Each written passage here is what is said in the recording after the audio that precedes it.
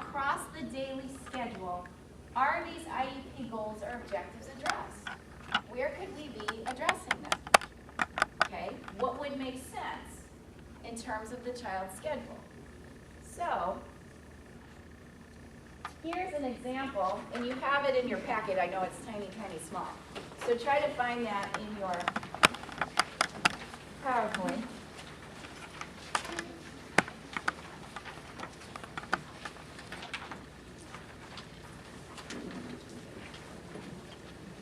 So up top here, we have the child's schedule. So we have homeroom, language, band, science, lunch, current events, dance, swimming, and community instruction. This is a secondary student. It's a high school student. Okay? On the side, these are the objectives. And actually, this is a child with significant disability, so these are objectives. Okay? So, expressing positive and negative feelings, communicating distress appropriately, cleaning glasses. Please note that the objectives are not written out in their full glory with their conditions and criteria, blah, blah, blah. We're shorthanding these, right? Cleaning glasses, placing key in the lock to open a lock, increasing individual work time, stay engaged in a variety of leisure activities, and so on. So now what we do as a team, once we have this row and this column mapped out, is we talk about where would it be useful to address these objectives. Some objectives might be done across the whole day, but some of them might plug in more specifically to specific times. So for example, expressing positive and negative feelings, where do you think that would go? All across the day, right? We aren't going to say like, now's the time. Okay, no, we're not doing that, right? So that would get an X or a check across all of this, okay? What about, let's jump around, what about cleaning glasses? When would that work? Maybe art class where they would get messy. Okay, art class when they get messy. They don't have art, sorry. Okay, they might get messy, they might get messy at lunch. So maybe before lunch or after lunch, they might get swimming. Maybe take off the glasses. Okay, any other places where cleaning glasses might be? Maybe homeroom if you clean them right before you get this. Okay, it might be homeroom.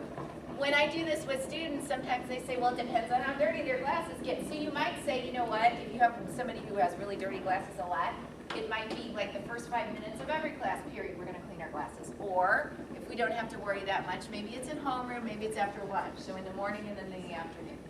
Okay? What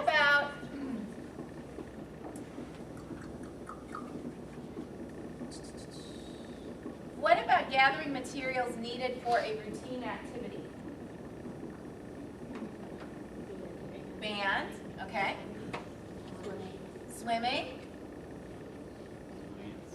Dance. Get out your shoes and put on your tutu. Okay? So you can see how that works. Now, what does this do? This does many things. This is a blueprint where the team can look at and go, okay, this is how we're going to make sure that everything's addressed across the day. Okay? So foundationally, that's what it does. This is a tool that you can give your gen ed teachers, because I know what general ed teachers sometimes do is if you hand them the IEP, they're like, ugh, I have to do that. And if you hand them this and say, you know what, really, dance teacher, we're working on gathering the materials, and we're working on maintaining conversational exchange for 3 terms and expressing positive and negative feelings. That's you. That's you. And they go, oh my gosh, that's so much easier. Now I don't feel that pressure so much. Okay? If you give this to parents, you look like a rock star. Because they go, whoa, wow, you've like, this is what my kid's day looks like. We know how everything's happened. Okay? I usually do this with parents. I have these done for all my kids in the first 3 weeks. And then we have a really good relationship for the rest of the year. Okay? The other thing that you can do with this, so the template I'm showing you is very basic, where we're just doing an X in the box. You can make these sexier in many, many ways. Okay? So, one thing that I like to do is, how many of you have kids who have paraprofessional support in the gen ed classroom, or there's related service providers who are coming in and doing stuff, and so you have lots of other folks. Okay, so you can actually make the boxes here bigger And you can sort of write in who's helping at that point, so everybody knows where they're supposed to be. So para is helping in dance, and we have the speech and language pathologist working in current events, and OT comes in at lunch sometimes, and so we have that information in here, okay? The other thing that we totally love is we have to collect data on these IEP objectives. And sometimes we do it every day, but lots of times we don't. Or lots of times we don't necessarily do data collection in every class period every time. Some goals might warrant that, but not others. It depends on how you write your criteria. So what we can do is also note when data are taken. So data's in dance, and data's over here, and data's over here. So everybody knows when that is happening. Because if you were like me, teaching and taking data is so hard, right? So if you have some tools to kind of get you on the, okay, we got to do data in this class period on Monday, Wednesday, and Friday, and we have to do data over here. It gets everybody on the same page, and then you can start talking to people like, oh, we're doing data Monday, Wednesday, Friday in dance, and paraprofessional A, you're in class on Monday, Wednesday, and Friday. I need to train you on how to do that part so that we do that, okay? If there's also any interesting materials or equipment that's needed, not all the time, but at certain times of the day, again, if you blow this chart up, you can also note that. So I've worked with kids before. How many of you have worked with kids who are in standards sometimes? Okay? So standards look like devices of torture. They're not. They're big wooden frames usually, and they're designed to get kids up and standing and weight bearing. Okay? Because these kids are working on mobility skills and things like that. So kids are not in standards all day every day, because that's me. They are in standards at certain points.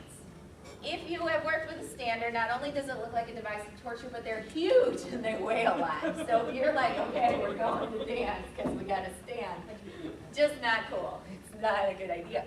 But if you can think, okay, the student needs this many minutes per day in the standard, where would that work? And then have the standard available or close in those circumstances, then we've planned for that, we've embedded it meaningfully, and people are not schlepping the standard, on the elevator because we got to get it up to, language arts because we need the standard. Okay? Standards or races or splinting of some kind, those kinds of equipment that's used but not all the time, that can go in here. And then you got a really, really, really sexy matrix. My students are like, you have a very weird idea of what sexy is, but okay? So we're good with that? I love this. Do I have any of them? Maybe I did. Oh, I do. I love this so much that I made a copy of the matrix just in its full glory, just for you. Because it's so beautiful. You might even want to frame it. I think it's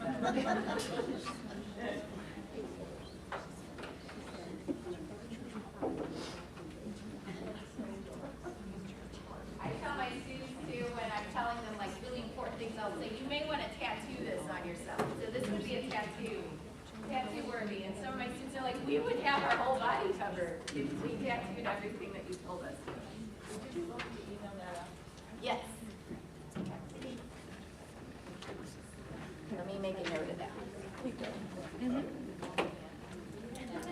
And really, this is a template, but if you can make a chart and make it as big, you can make it in colors, you can put pictures around it, you could put a border around it, whatever you want to do. Sky's the limit.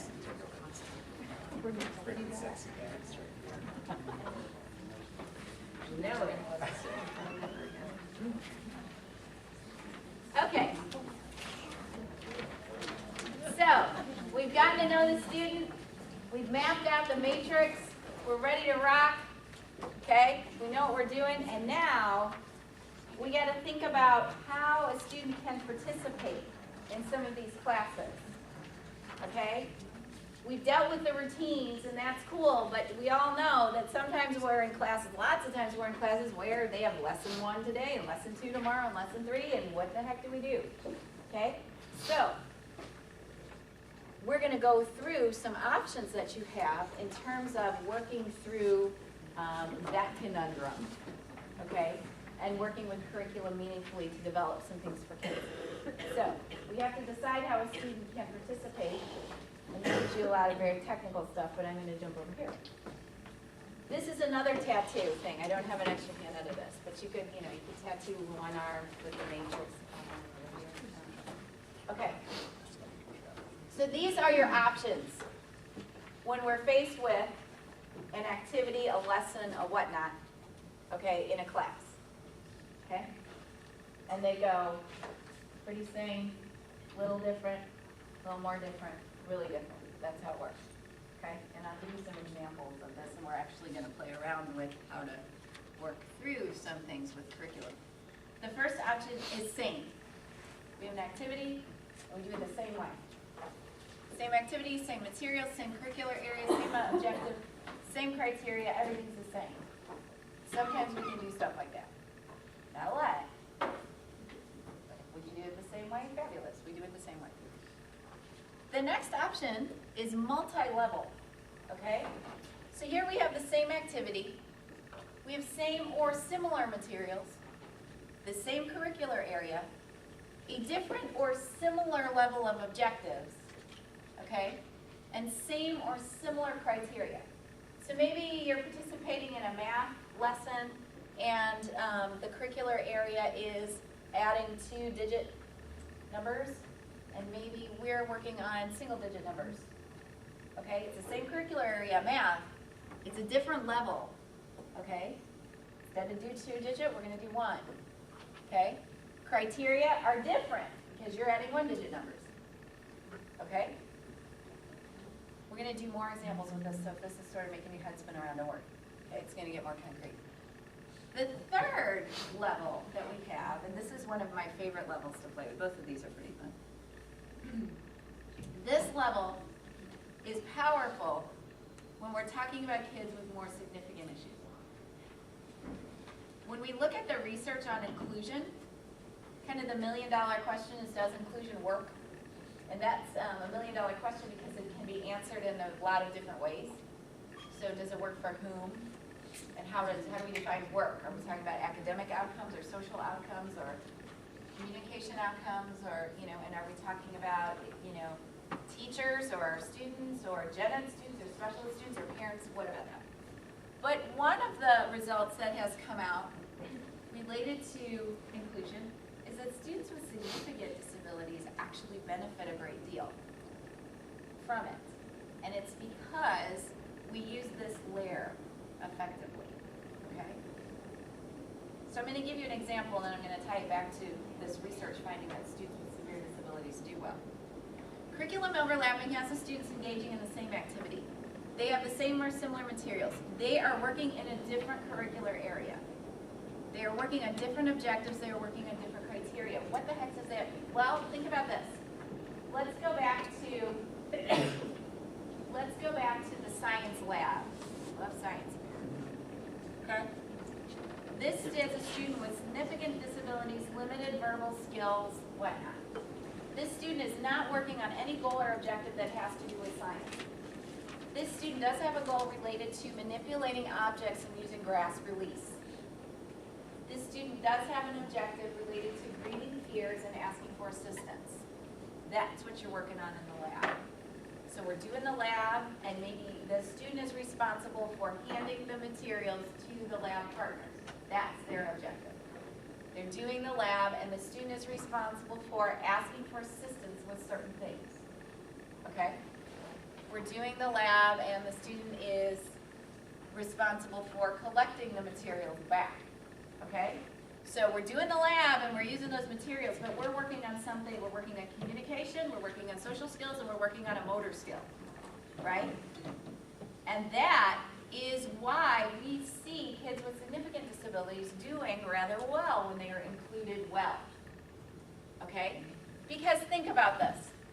some of you might be faced with this situation. I was faced with this situation. I worked with kids with really significant disabilities who all had communication goals, all of them. And they were all in a classroom of kids who didn't talk. So they could talk to me, and they could talk to the TA, and sometimes the social worker, the nurse came in, they could talk to them, but they couldn't talk to each other. They're all nonverbal, all right?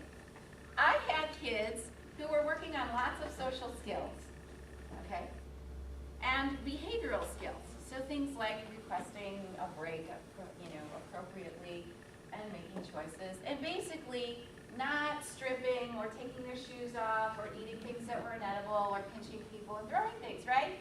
But they're in a classroom of kids who are stripping and eating their shoes and throwing things and biting people, right? In what universe does that logically make sense? So, if we include those kids, while they do have significant issues, if we would include them with the appropriate supports now, we are meaningfully addressing those kinds of skills, because you have to you can communicate now with kids who can communicate back to you. You can demonstrate your social skills, and you have appropriate peer models to show you that we don't eat our shoes, right? Okay. So again, using these well, kids with severe disabilities do pretty nicely in inclusion. Yes. Isn't that just like the beginnings of them getting accepted into society? Absolutely. Because my daughter, she's not even out of 8th grade and she wants a job. Mm-hmm. And she's very social and Yeah. just very Yeah. well. There's this beautiful article. I might have some back copies of it. I'll have to look. There's this beautiful article written by Lou Brown. Lou Brown's sort of the granddaddy of inclusion. It was written in the early 90s or maybe even the late 80s. He's out of the University of Wisconsin at Madison. And it's this opinion piece about why students with significant disabilities should go to the school with their brothers, sisters, friends, and neighbors. It gives some really, really powerful logical arguments about why that should happen. The social component being one. We want students to learn social and communicative skills, so we must put them with kids who are social and can communicate. We talk about the building the understanding that the peers who go to school with these kids are going to be the service providers, the voters, the legislators, who will be responsible largely for these students with disabilities in the future. Okay. We talk about it as just a human rights, sort of social justice issue, that it's important for all humans to go to school with a diversity and richness of experiences. Okay. And then we also talk about the economic rationale, that the more we can develop the independence of these children, the less money social systems will have to put out in the future. Okay? So there's some really, really lovely arguments about why inclusion, it's not just a trend or a nice fuzzy thing, but there's actually some teeth to why we want to do that. It always seems that it's been ed. It seems like do you get to go to talk to regular school district teachers too? Will you be able to talk to regular, teachers that are with the regular school district? When you say me, Yeah. do you mean me in my capacity like I do here? Yeah. No one so in my classes at Webster, Teaching, I have yeah. gen ed folks in my Oh, classes. you do? Oh, that's Sometimes. nice. And actually what's nice, it's not perfect yet, No.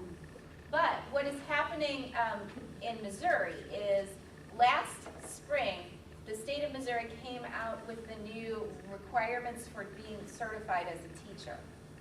Okay? Mhm. And universities everywhere with teacher preparation programs are wrestling with those changes because there's lots of them. Not only the changes in terms of the requirements, but also the requirements, there's a lot of assessments that have now come along we call them teacher candidates, people who are preparing to be teachers. And the one thing that you'll see, it's been a debate in special ed since special ed has been a thing. But what the state has done really is, on the special ed side of things, there's this pull that special ed teachers, yes, we're learning specialists, but in order to do that well, you have to have a really rich understanding of curriculum. So if you're going to modify science, if you're going to modify biology curriculum, you kind of have to know it. If you're gonna modify algebra curriculum, you have to know it. So there's this push in terms of the requirements to make special ed people a bit more robust in their knowledge of curriculum. But on the other side, on the gen ed side, there's a push the other way to make them, okay, who are traditionally thought of as curricular specialists, more, have more skills related to adapting, modifying, differentiating, all the stuff that special ed people do. Okay? So there's sort of a merging of those two going on, and what we're doing in our programs is actually creating opportunities to receive dual certification.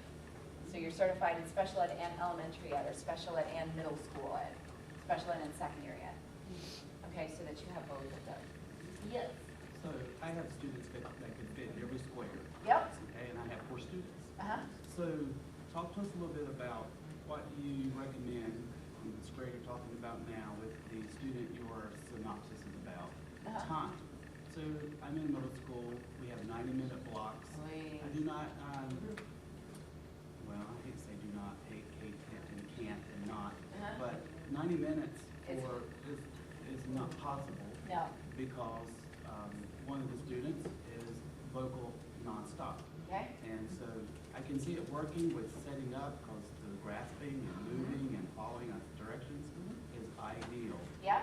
for that particular thing. But staying for the instruction Is torture. is torturous, yes. So in that case, we might do a combo. We might come in at the beginning and do this. We might, depending on the activity, try to participate in the core, depending on what it is, as much as possible. But for the, 90 minutes is really long, okay? For the middle part, we might go over here. And then maybe at the back end, when we're doing cleanup, we might come back, okay? How many of you work with block schedules? They're brutal, they're hard. Yeah, so it might require us to ping between a couple of different quadrants in order to not make people crazy. I don't know if this is your expertise or like if you're gonna hit on like, how do you reflect that legally in an IEP as far as minutes are concerned? You know, they're always preaching on, you have to follow these minutes and you're not always gonna, try to explain to parents, you're not always gonna know when those opportunities are gonna Right. pop up. There's the fine limbo of being a law-abiding teacher and Right. finding those teachable moments. So how do you kind of reflect that in Right. that legal document? That's a really, really super good question. So one thing, if I'm writing the minutes, so when we're writing the services part of the IEP, we talk about the service, and then we talk about and how many minutes and where it's being provided. So I could be providing special ed services in terms of instruction in whatever. And I could be providing it in the special ed setting, or I could be providing it in the gen ed setting. Okay? So what I have to kind of have in my head is a way to, so a general overall thought about how much the student is going to be in the gen ed setting. And then how much time the student might need to be in a special ed setting.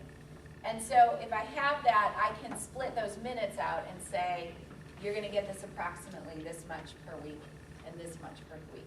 But it is a challenge, and sometimes when we're writing IEPs and we don't exactly know the schedule, I mean, pragmatically what happens is you take your best guess, and when you find that things are out of whack, you can reconvene the IEP, and you don't have to do the full-blown meeting, but you're gonna do a reconvene to sort of tweak those minutes in light of what's really happening in the classroom. But that's a really, really good question. Sometimes with related services, and I am not clear on this, I think it might depend on the district, if you can range the minutes, that's also useful. It gives you a little cushion, so between this and this. But that gets sticky, and I know, with related services, they're a little bit more flexible with that. I don't know about special ed minutes. Good questions, yes? I want to go back to when you used the example of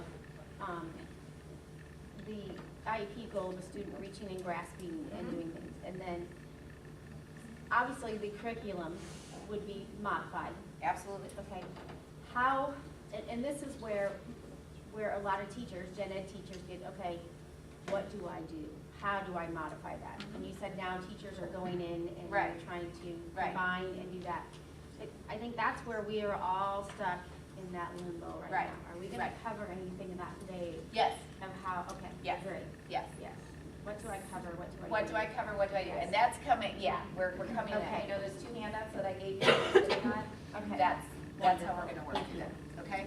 The last quadrant obviously is, oh, I'm sorry, back. That's okay. I was just gonna say something about the ranging of minutes Uh-huh. for like our related services. Yeah? Something that the districts that I've worked in recently have gone to monthly minutes for that reason. Ooh, Because putting in that range will still get, you know, the optimal of doing the less work. Right, sometimes to right, that work right. out. So they moved to monthly minutes so that they could still flex. That's Minutes. really If helpful. you're doing something important in a classroom and they have the time, they could come in. and That's use really that as part nice. of their monthly minutes. That's really nice. Okay, what district are you in that does I'm that? at the school district of Washington right now. Okay, that's really a nice pragmatic solution. Okay, cool. All right, so the last one then is obviously the alternative, different. Sometimes we just have to do stuff different, okay? Sometimes so I've worked with kids who were visually impaired and had to learn orientation and mobility, right? If you're learning how to use a long cane, you don't need to be in a gen ed setting in the middle of a classroom to start that, learning your roots. You need to be alone with a teacher to help you do that. If you're learning how to use a new augmentative communication system and you are using some kind of head pointer to access it, you don't need to be in a gen ed setting to start with, right? You need to be in a one-on-one setting with the teacher who's helping you learn that kind of stuff, okay?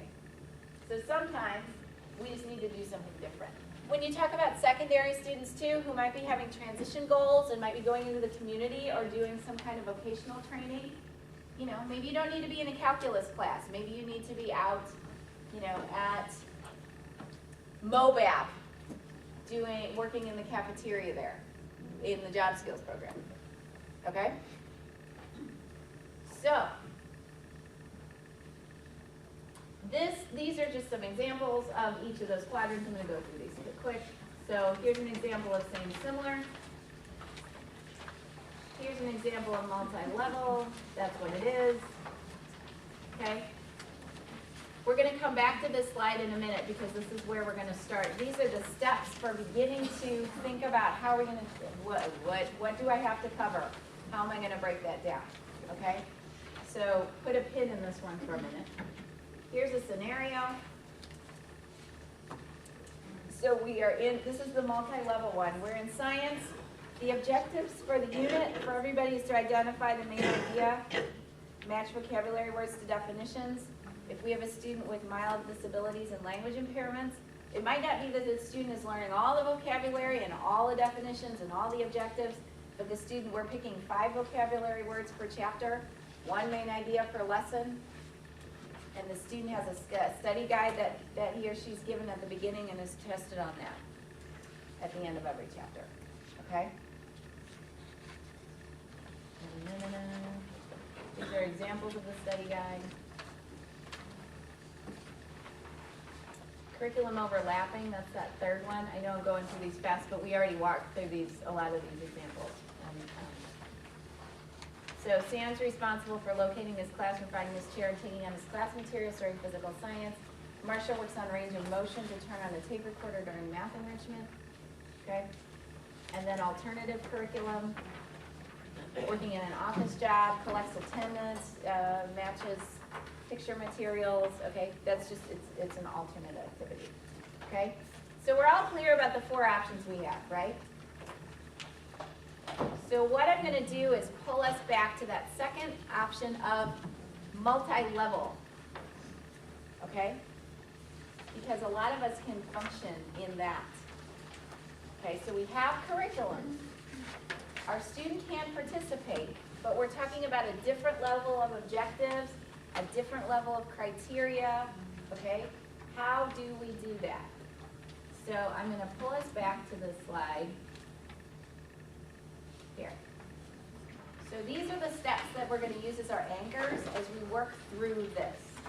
So we identify the content area material, we look at the IEP objectives, we decide which objectives will be pursued, we consider the student's abilities, we do blah, blah, blah, blah, blah. So here's what I want you to look at.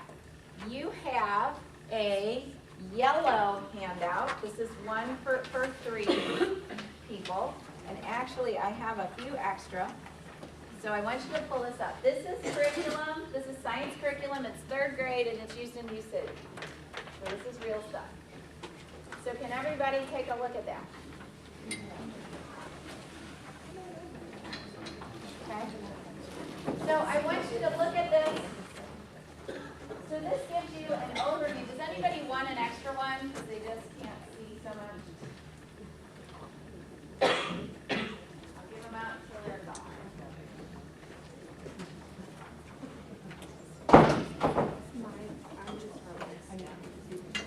Anybody else need one?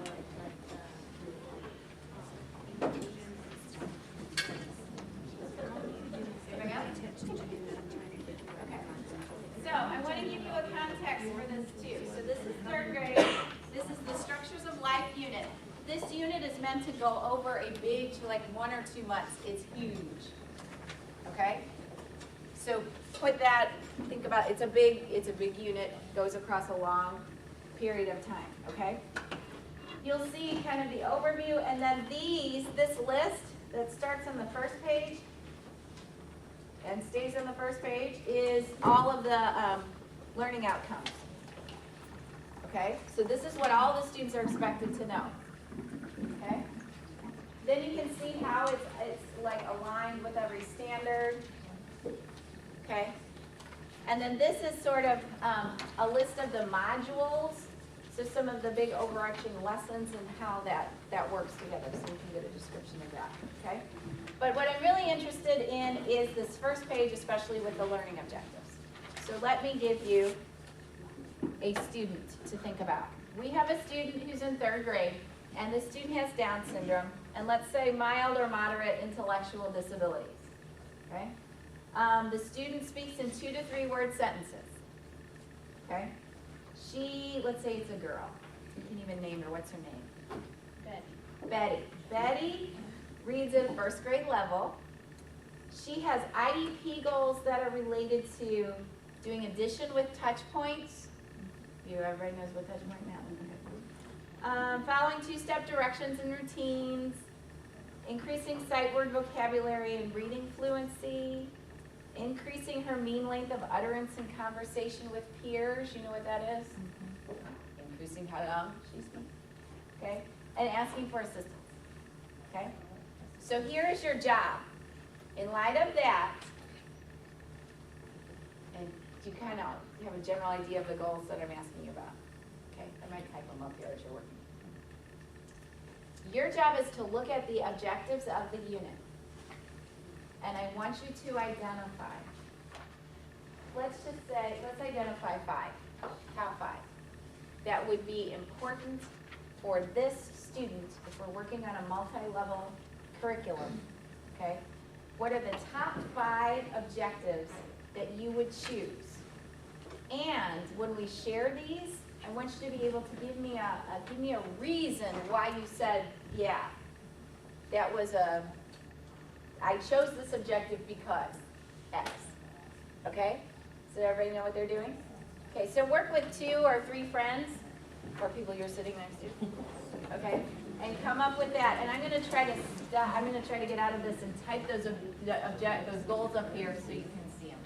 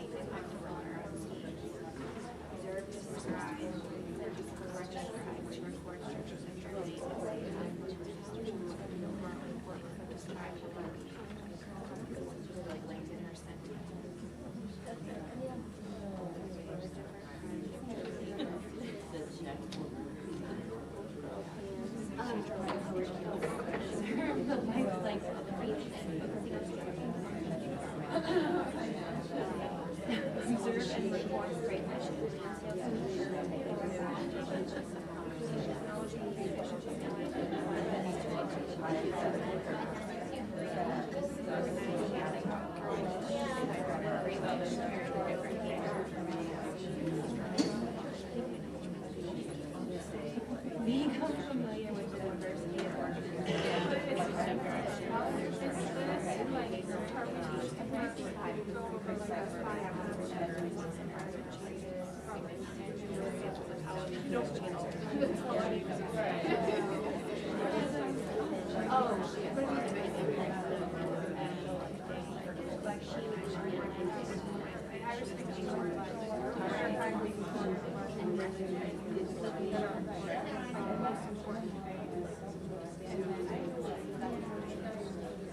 I see what you're saying. That's just a copy. Those aren't even things that more like You all see those? These are our goals up here, so you have a reference point. use knowledge and creativity and analytical arguments to maintain. I know, I was in the classroom. I think that's teaching care.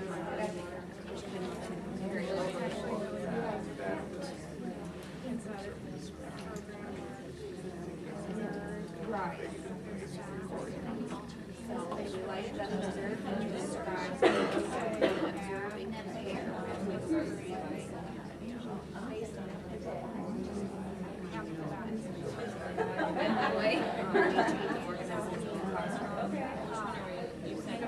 Five objectives. And I got 5 objectives out of there. What about this? Yeah.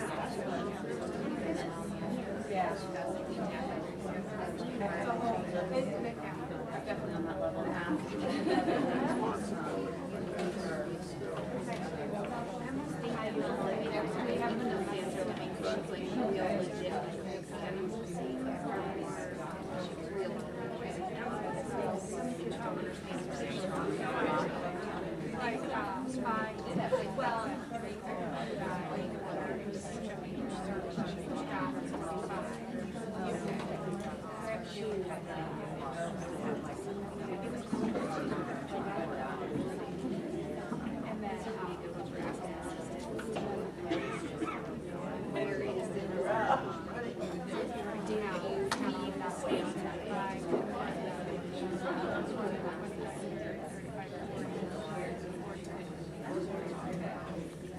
Germinated seeds right there.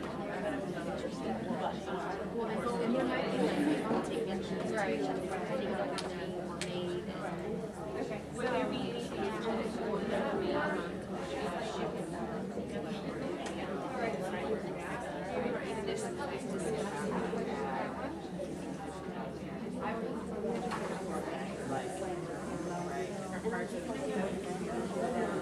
Yeah, we'll even analyze the data.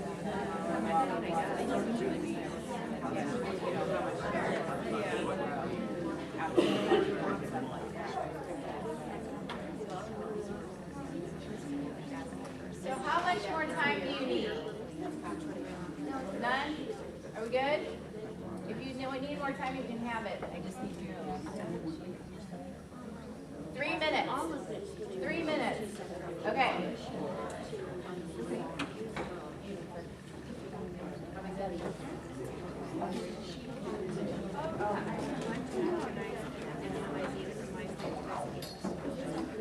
Look at what you've done. You said this we're doing, right now, I teach high school. We're doing high graph and bond right now.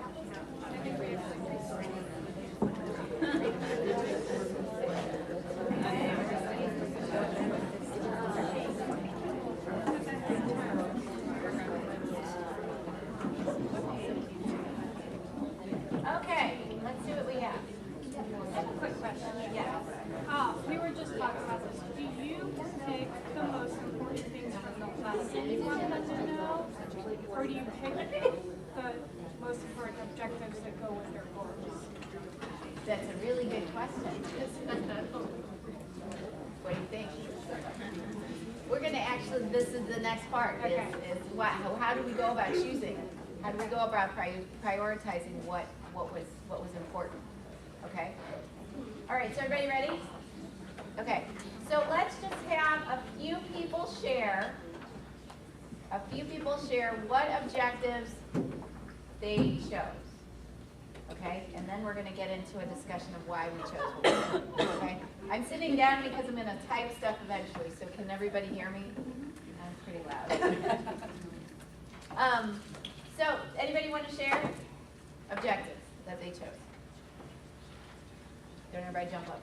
We could discuss what can happen to organisms when environment changes, because we thought that she could do that with peers, and that could increase her willingness to learn.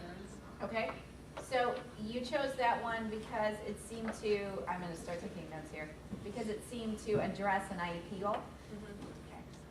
Okay.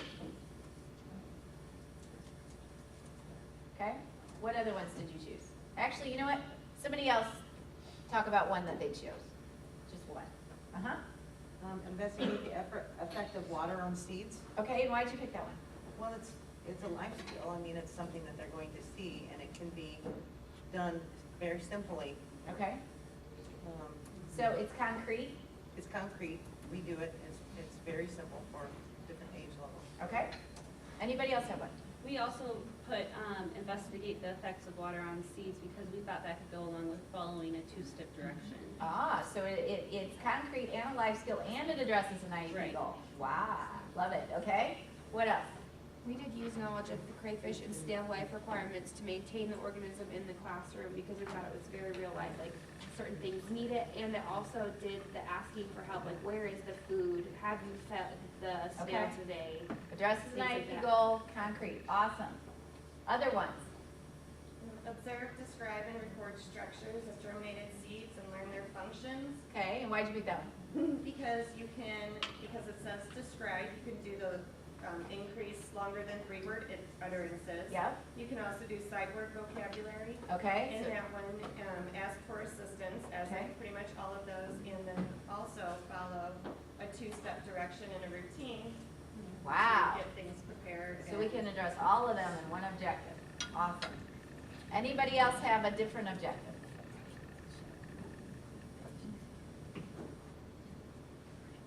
We all chose those? We picked the first one, First one. observing the pair properties of seeds and fruit. And why'd you do that? Just because we figured there would be 2-step directions, the sight word, again, the sight word vocabulary, she'd have to know, like, leaves. Okay. Is she looking, what differences is she looking for? Okay. So it sounds like we have common themes, regardless of the objectives that we chose, about addressing an IEP goal, life skills, and being concrete. Were there any other rationales that people used to choose the objectives that they did? Regardless of the objective that you chose it for another reason. I thought it was easy to modify.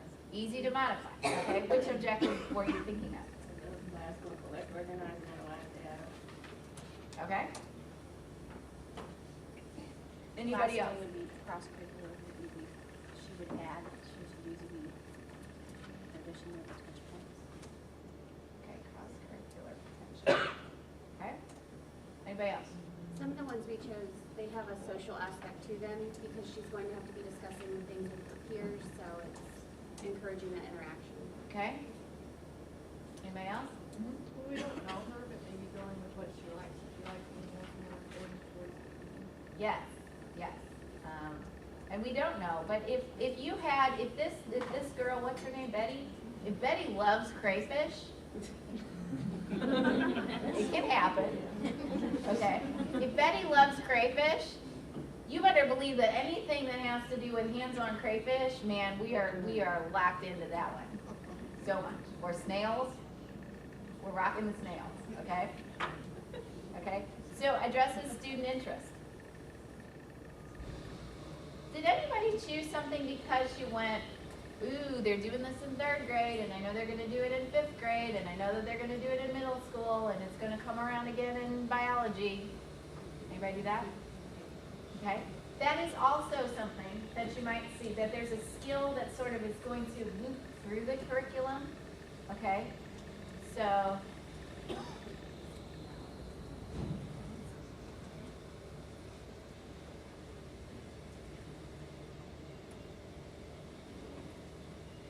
okay. All right, if you had to rate the top 4 criteria here, these are the 4 most important ones, what would they be? Life skill? Okay. Social? IEP goal?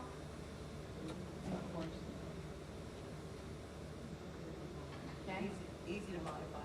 easy to modify? Concrete. Okay. Cross-curricular potential. Okay. All right, what we're actually setting up here in a minute is a way that we can discuss this.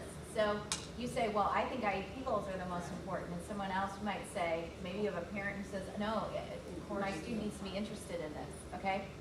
This discussion that we're having here, and these indicators, I always do this, I point like you can see my screen.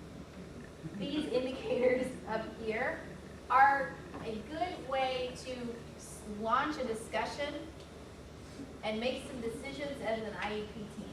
What is the most important thing that we want to, the most important factors that we need to consider when we're choosing the objectives or the vocabulary or whatnot that we're going to choose to embed and teach this child, okay? Different IEP teams are going to approach things differently. Obviously, I would think that if it addresses an IEP goal, I mean, that's kind of a big one, right? We want it to do that.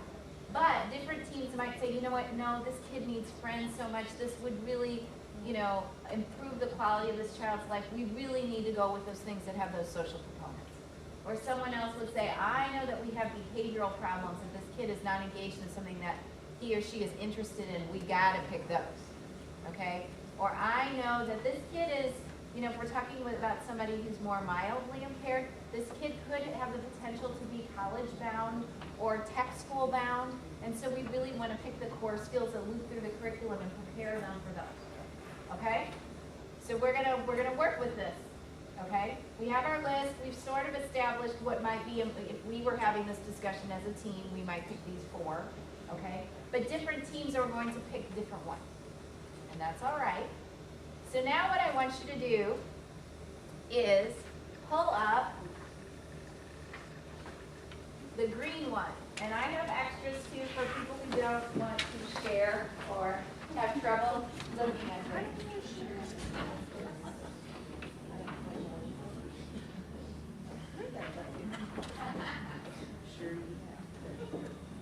Anybody else want one? It's a kicky color. Anybody else?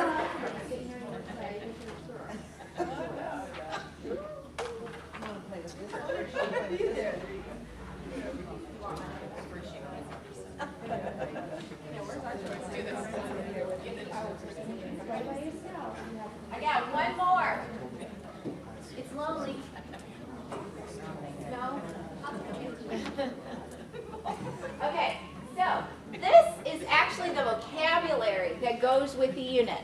Now I told you that the unit is a month or 2 long, so it is big, but can you believe that this is 3rd grade? There's some words that I don't even know if I know.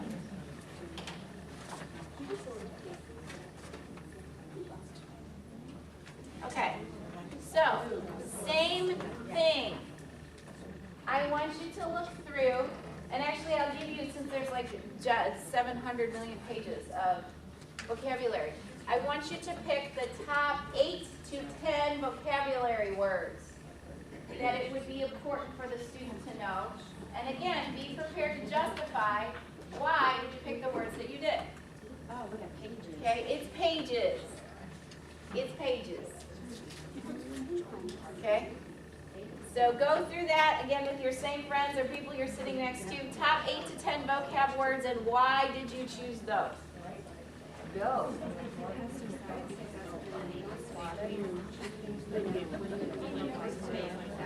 Dangerous.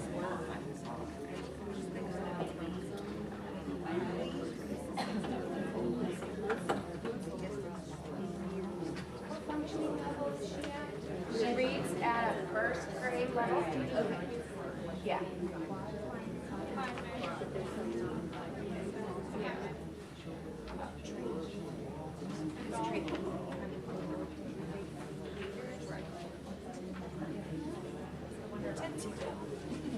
I know. Some of them are hilarious.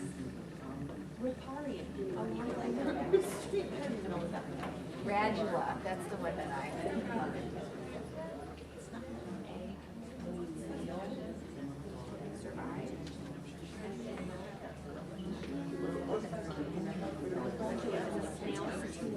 I know, so he's very clever to cocktail. I am going to throw that on.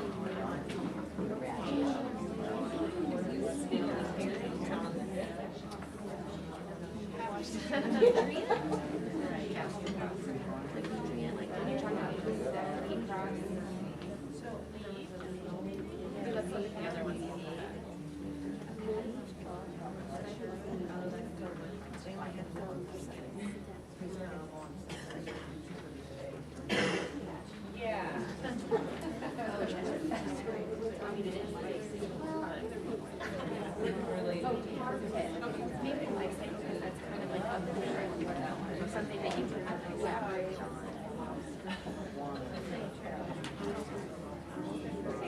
Well,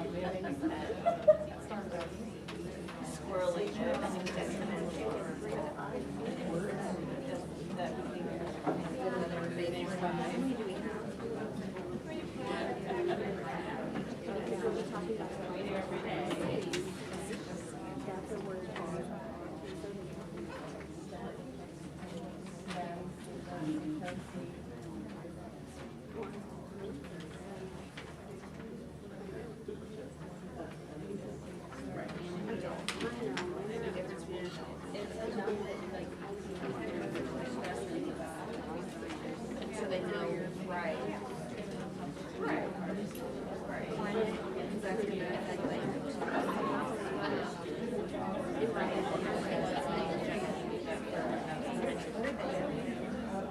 What about mailing?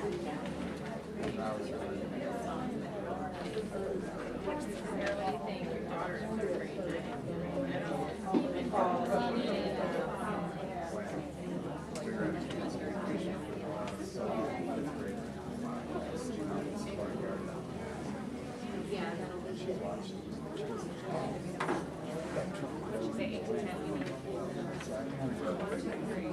There's no truck long.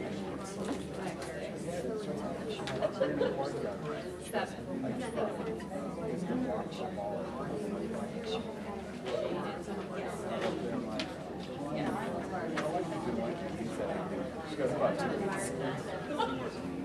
So I'm gonna fall out. I'll even, if you're okay, I'm gonna let Dale take this green sheet with him. Yeah. So that he I can. can quiz my 5th grader. Kara Pace, that's the other one. Come get their offspring. Yeah. Sarah Jones got home. Was she in their own home there? You know what that is? How many more minutes do you need? Are you done?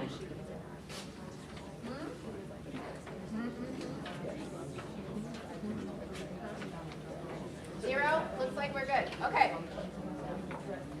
So, just like before, somebody tell me a vocabulary word they chose and why they did. Behavior. Behavior. Why'd you choose it? Cross-categorical. You did it like that. Behavior. Okay. I'm gonna just type she's here. Or maybe not.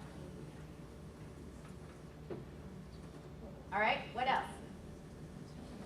Male, female. Male, female. Life skill. Life skill. Okay. What else?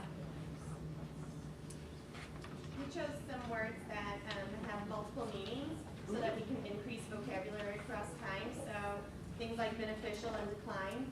Okay. We have multiple meanings, but instead of a kid always saying no, we can teach them then this is decline, it means this, or it means this. They can access their prior knowledge then of understanding, beneficial, because we sometimes, what do you use? Different words. This is going to be beneficial, not always just good. So beneficial of understanding that there's positive things. Perfect. All right, yes. Life cycle, it's gonna loop. Yeah. You never get rid of that looping. Okay, what else? We picked pesticide for safety reasons, like when you're looking for things, like stay away from it. Yeah, so a life skill, Yeah. pretty important one. Okay. Other ones? You said threaten and protect, and just so they can understand those concepts for life skills. Life skills, okay. Did anybody pick something because it addressed an IEP goal? Did we do that at all? No? Okay. Did anybody pick one because it was concrete? Yes? Ocean, okay. Did anyone pick one because it was easy to modify? Most of them were, uh-huh. Well, we kind of talked about knowing her present level of functioning as far as using those 2 to 3 word sentences and Okay. utterances. So we tried to choose the words that were more simple, like 1 or 2 syllables, versus ones that were more complex. Okay, And concrete, like Yeah, leads so and concrete.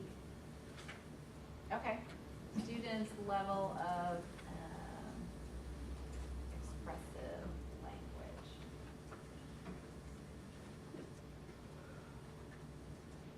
Yes. Stephanie, when I was looking through this activity Mhm. and going back to the goals of the lesson, when I think about what I was the gen ed teacher Mhm. and I was breaking these down, so the first few weeks we're comparing seeds and fruits. Uh-huh. So I would go through this and look for my seeds and fruit vocabulary. Okay. And then I would break that down. This is how I did it. Okay. Rather than all of these, I Uh-huh. kind of broke it down to by topic. Okay. Kind of fit it within the topic rather than trying to do the whole unit. Okay. I mean, that was just how I Okay. thought through, my thinking went through.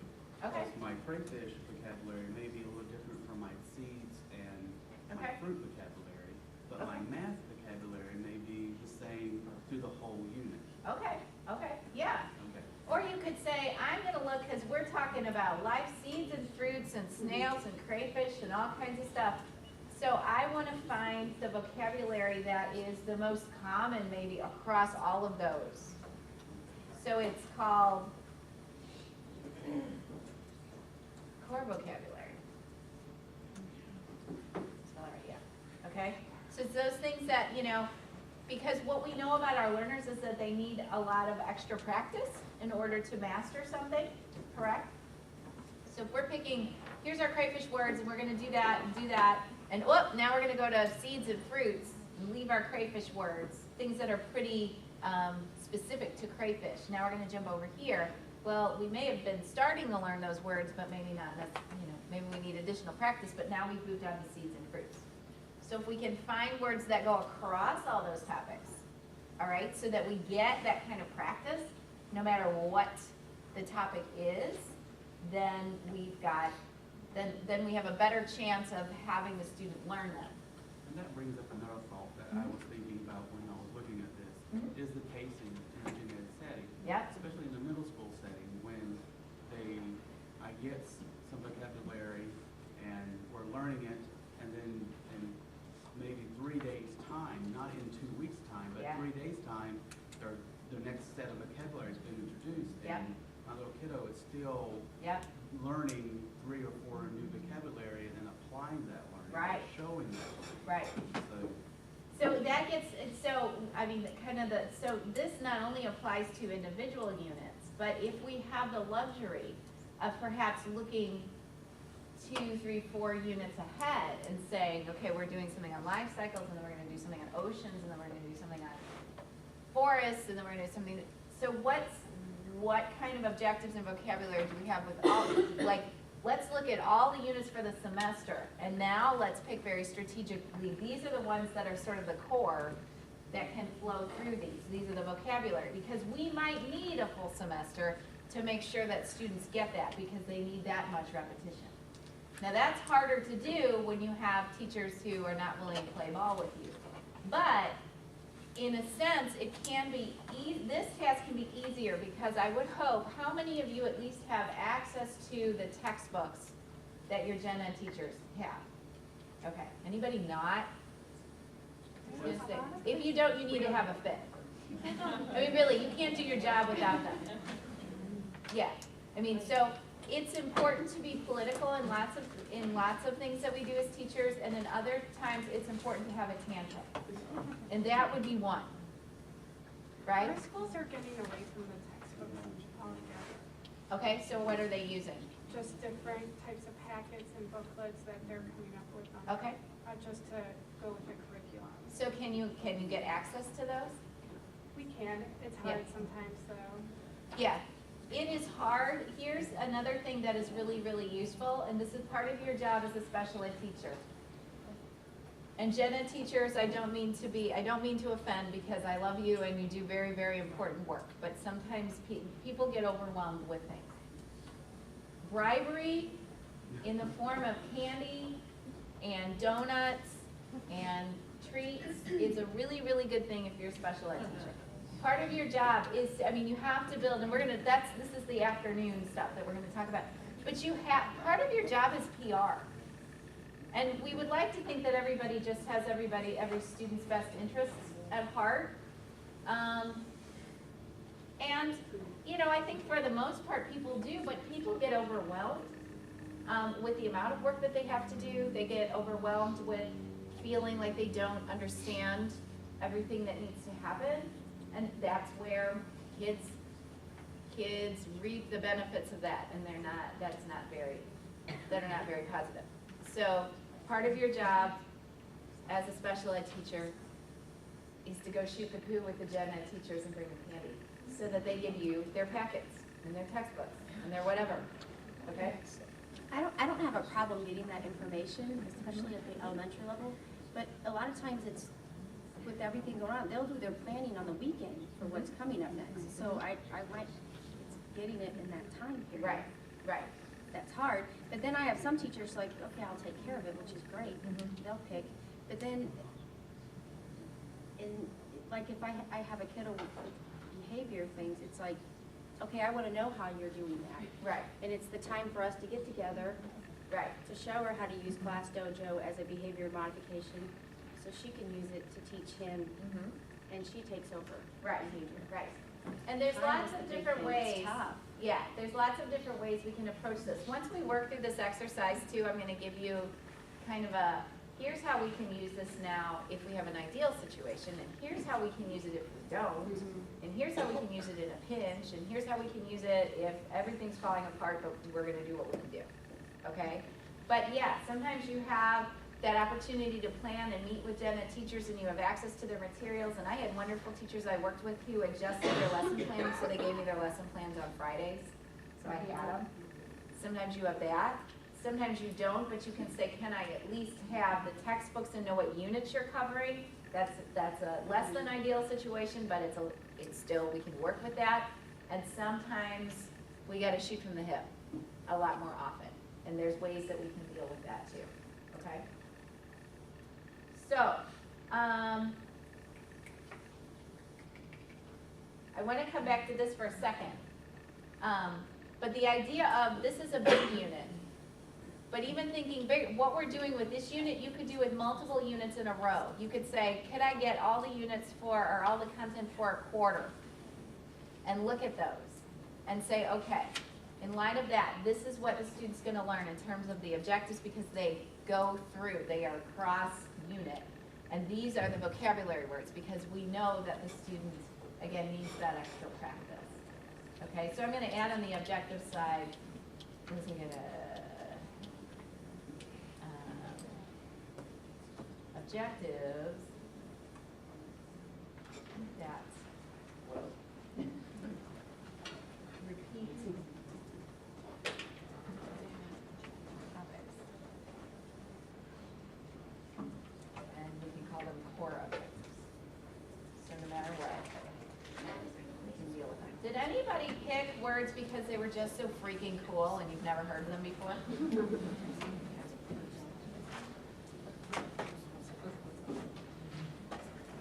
Here, that's the technical words.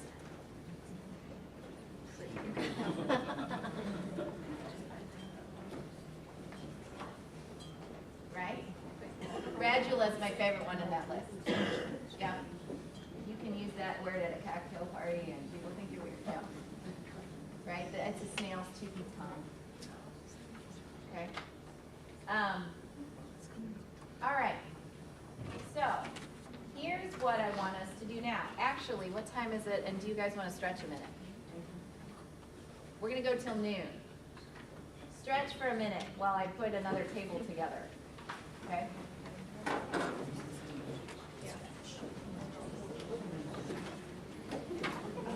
Time to call it a little bachelor. Oh my God, I have my, they asked me, one of my students, his sister, dad had put money in her envelope for her to shop at this store. And so I'm having, they can get a phone call, I'm texting mom, so dad can come and put it. And she's not my student, just the brother is, so she's like, I reminded him 3 times, and I'm like, I had a usually, I have my husband was doing, have to take them home, and they bring their lunch. yeah, This goes there. yeah. And then I'll call them and they'll go, what? I said it there. Yeah, I know. I just told her, I said it happens to all of us. Like, she's like, darn man, I told him 3 times to put, the envelope's there, everything was marked with what she was supposed to get, and he didn't put the money in there for her. And like I said, her brother's in 3rd grade. He's autistic. He's pretty high functioning. He's done marvelous. But she's like, yes, very bad. And so we were in contact all the time. Even on the weekend, she would text me pictures of what he's done and stuff like that. No, I've actually things to the front of it. Yeah. If you were opening it, yeah, that doesn't make sense, especially at this point. But I guess her teacher came down and said, Mrs. Rosenfeld, pull a Jody.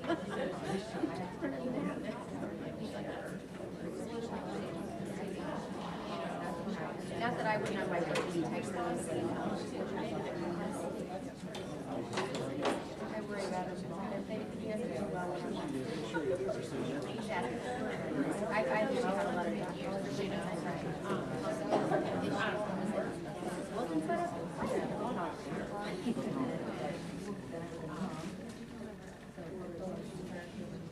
I do a lot of volunteer work at my daughter's, my kids' school. They always, the kids come up with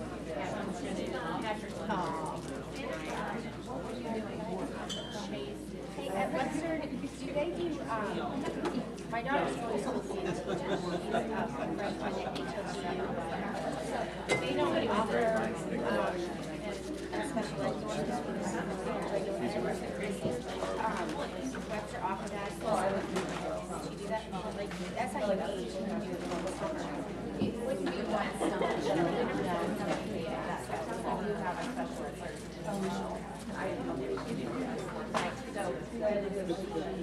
Especially when you have, I'm seeing it probably 7 and all this stuff.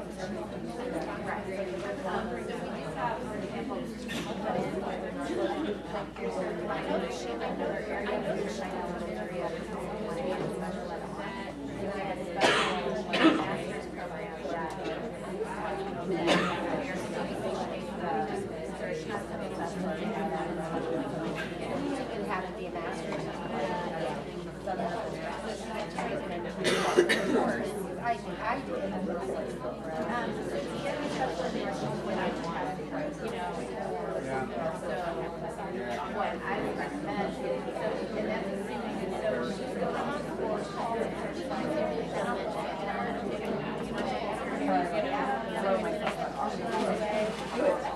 what I recommend, I found,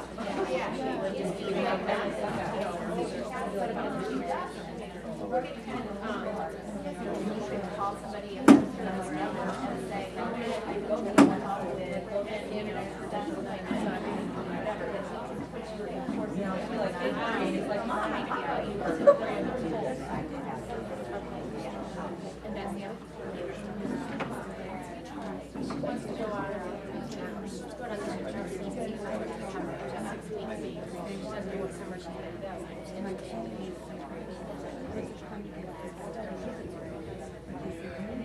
if I wanted to go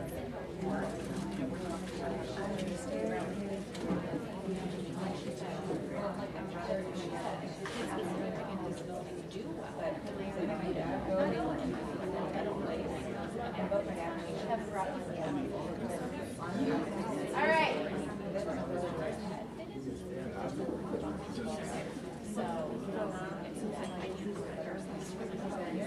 Are we back? Are we good?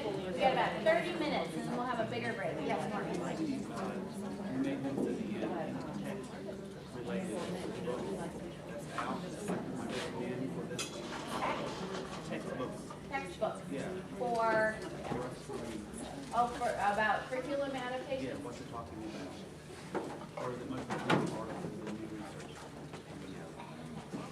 It's more,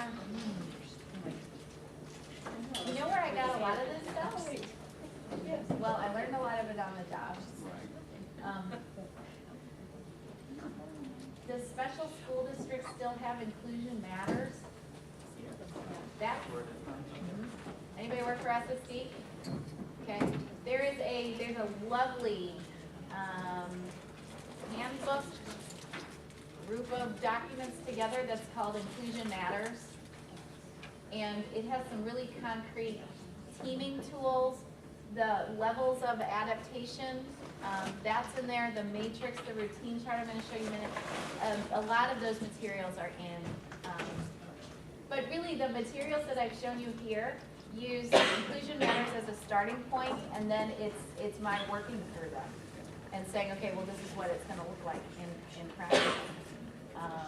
What you'll find with a lot of adaptation and modification materials is that they talk to you about principles, but then they never show you what that really means, right? And so hopefully this is not doing this.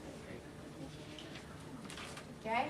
All right, so now, you remember we have this fancy schmancy thing that we did up here, where we have some rationales for why we chose the objectives and why we chose the vocabulary. And actually, that exercise in itself is a wonderful discussion to have as an IEP team, to sort of generate the priorities that we have and then to hone in on, and these are the most important things, okay? If we do that, then we can actually create a tool that we can use to systematically evaluate objectives or vocabulary that have potential to be used in a way that is systematic. So I'm going to show you that. What I've done is I've taken, this should actually be in landscape, but I was too lazy to create a new document, so just imagine looking at it. What I did was, if we take our objectives and all of the priority areas we've identified, and let's say that we agreed to those as a team, right? I put them, or at least some of them, because again, I'm in portrait and not in landscape, I put some of them over here. Here they are. So they address an IEP goal, a life skill, they're concrete, they're easy to modify, cross-curricular, social, student interest, and we could go out as far as we need to. Everybody clear? Okay. What we're gonna do now is we, as a team, okay, we have identified some potential objectives that we might want to think about. So, to do this, somebody throw out one of the objectives that they chose earlier from the yellow sheet. Observe and compare properties and teams in the group.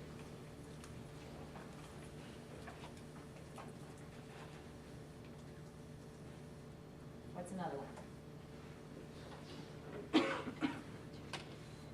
Investigate the effects of water on seeds.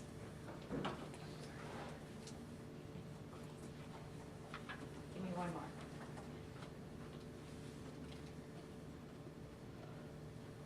Discuss what can happen to organisms when the environment changes.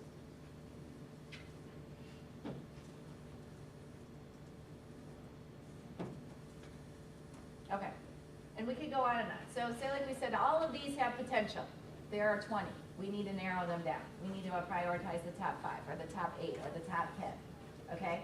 Notice that the number, I mean, we were artificially working with 5, but the number you choose really is based on the student's potential ability, whatnot. You might have students that only can work on one for the whole unit or the whole semester. You might have students who could work on 10. You might have students who can work on 8, okay?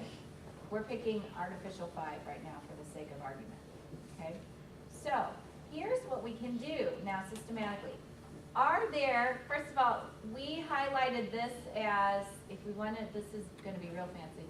We said IEP goal was really important, right? What were the other ones? Concrete, life skill, easy to modify, right? And social. Oh,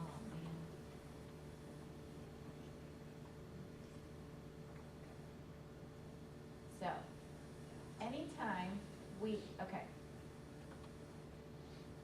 So anytime it's gonna really mess me up.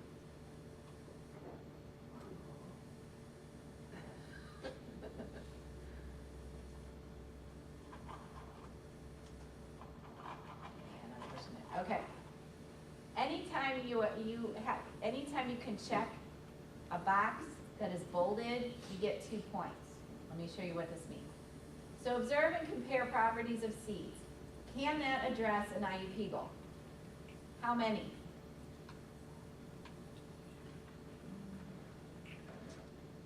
One, two, one? Okay. 2? So we get 2 points because it addressed an IUP goal. We want to be even more sophisticated if it addressed, we could give it 2 points for every IUP goal addressed, okay? But let's say it addresses one IEP goal, so we're gonna give it 2 points, okay? Is it a life skill? Yes, no, maybe? Yeah? Is it concrete? Is it easy to modify? Is it cross-curricular?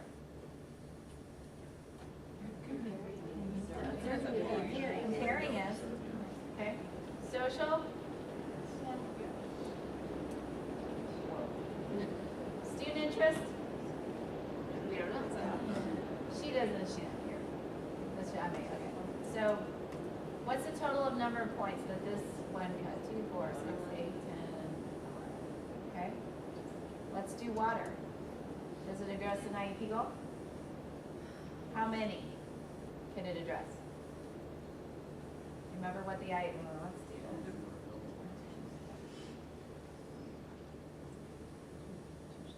Two-step? Anything else? Ask for assistance? That's 2. Anything else? Mean length of utterance? Did we address it there? We could. Okay. So it addresses 3 IEP goals, so it's gonna get a whopping 6 points. Okay? Is it a life skill? Gardening. Is it concrete? Yeah. Is it easy to modify? Yeah. Is it cross-curricular? Yeah? Okay. Is it social? Is it student interest? Nah. How many points? 6, 8, 10, 12, 15. Okay? We can do this for all of them.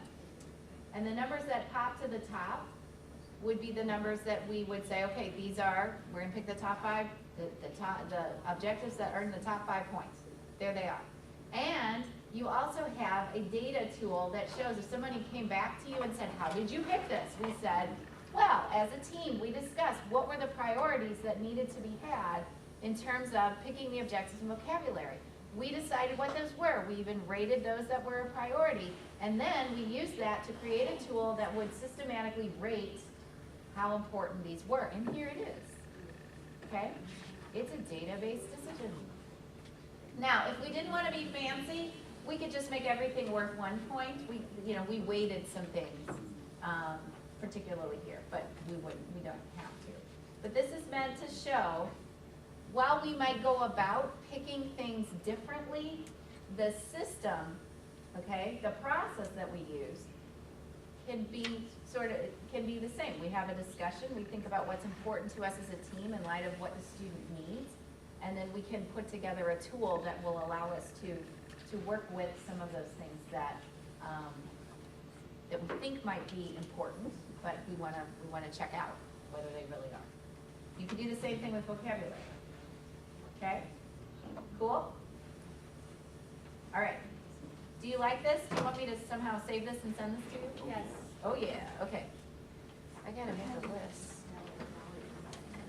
Oh, here. Okay. So we need a list. The document. I'm gonna send it to Erin, because it's her computer.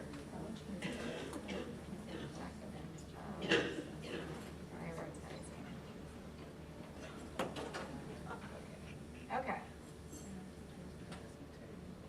Do you recommend like starting out with one student and one subject with this? Just from a special ed perspective, I have 8 students all in different grade levels with all different teachers.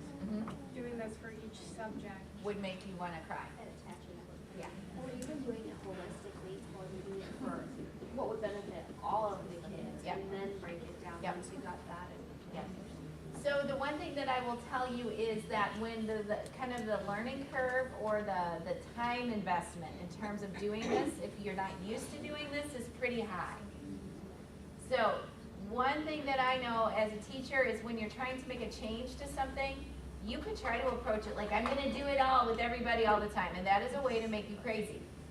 So what I would say is pick the student that, really needs a lot of support, and we're not getting it in gen ed.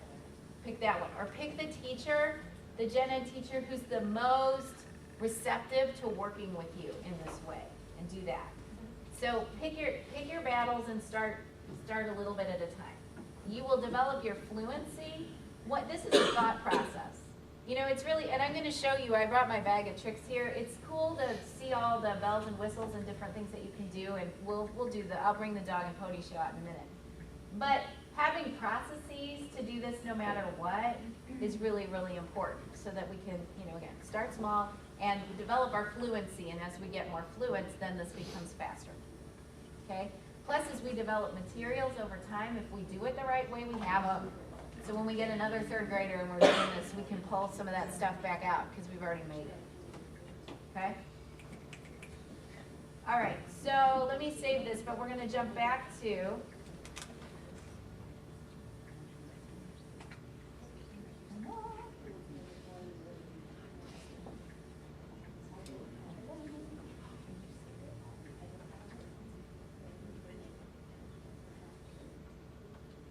jump back to our PowerPoint.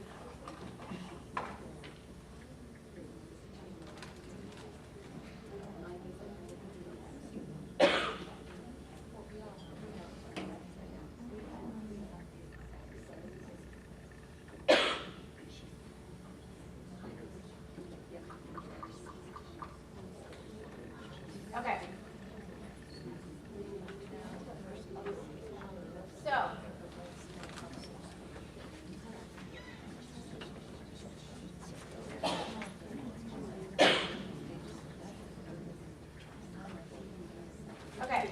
So, let me draw your attention back to this anchor slide here. This is from your blue. Okay? We've identified the content material. We've looked at the IEP objectives. We've decided which objectives will be pursued. We've considered the student's abilities. We've thought about the concepts and the vocabulary. Okay? We've thought about this. Now we're to the point of so what do we do with this? How do we package this together so that it makes sense? Okay? Here's where I'm going to talk to you about alternatives depending on whether we have an ideal situation with a teacher who likes to work with us and communicates with us all the time and gives us plans. How many of you work with teachers like that? Yay! You need to bring them out of all of your teachers, we always have 1 or 2 that work that. Okay, we love them. We love them. We say prayers of thanks for them, right? How many of you have teachers who, they do, but you kind of have to talk to them and schmooze with them and remind them and prod them and pull them, and you got those? Anybody have those? Okay. How many of you have teachers who don't even know that you exist? Oh, many, many, many. Okay. Yeah, or prefer we not exist? Or no. What's the difference? We shoot lasers out of their eyes. Yes, we have you. Oh, it's you.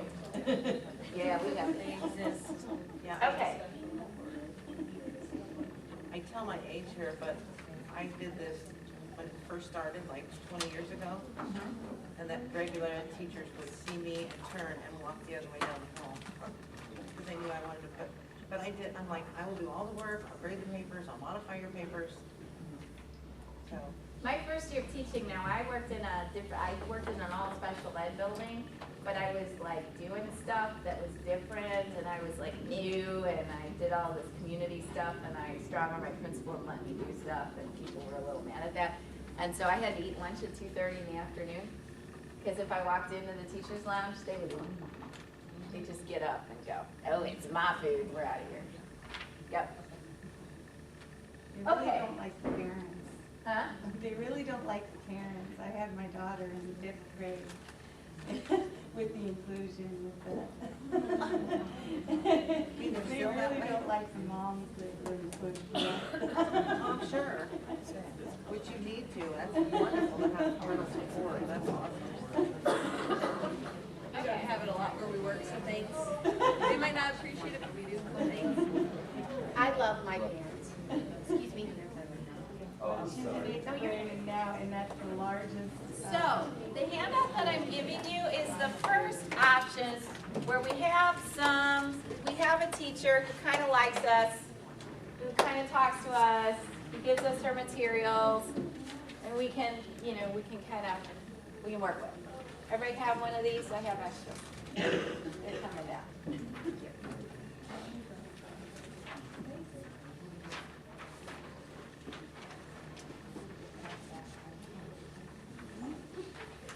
I was just reading that. I just Need extra?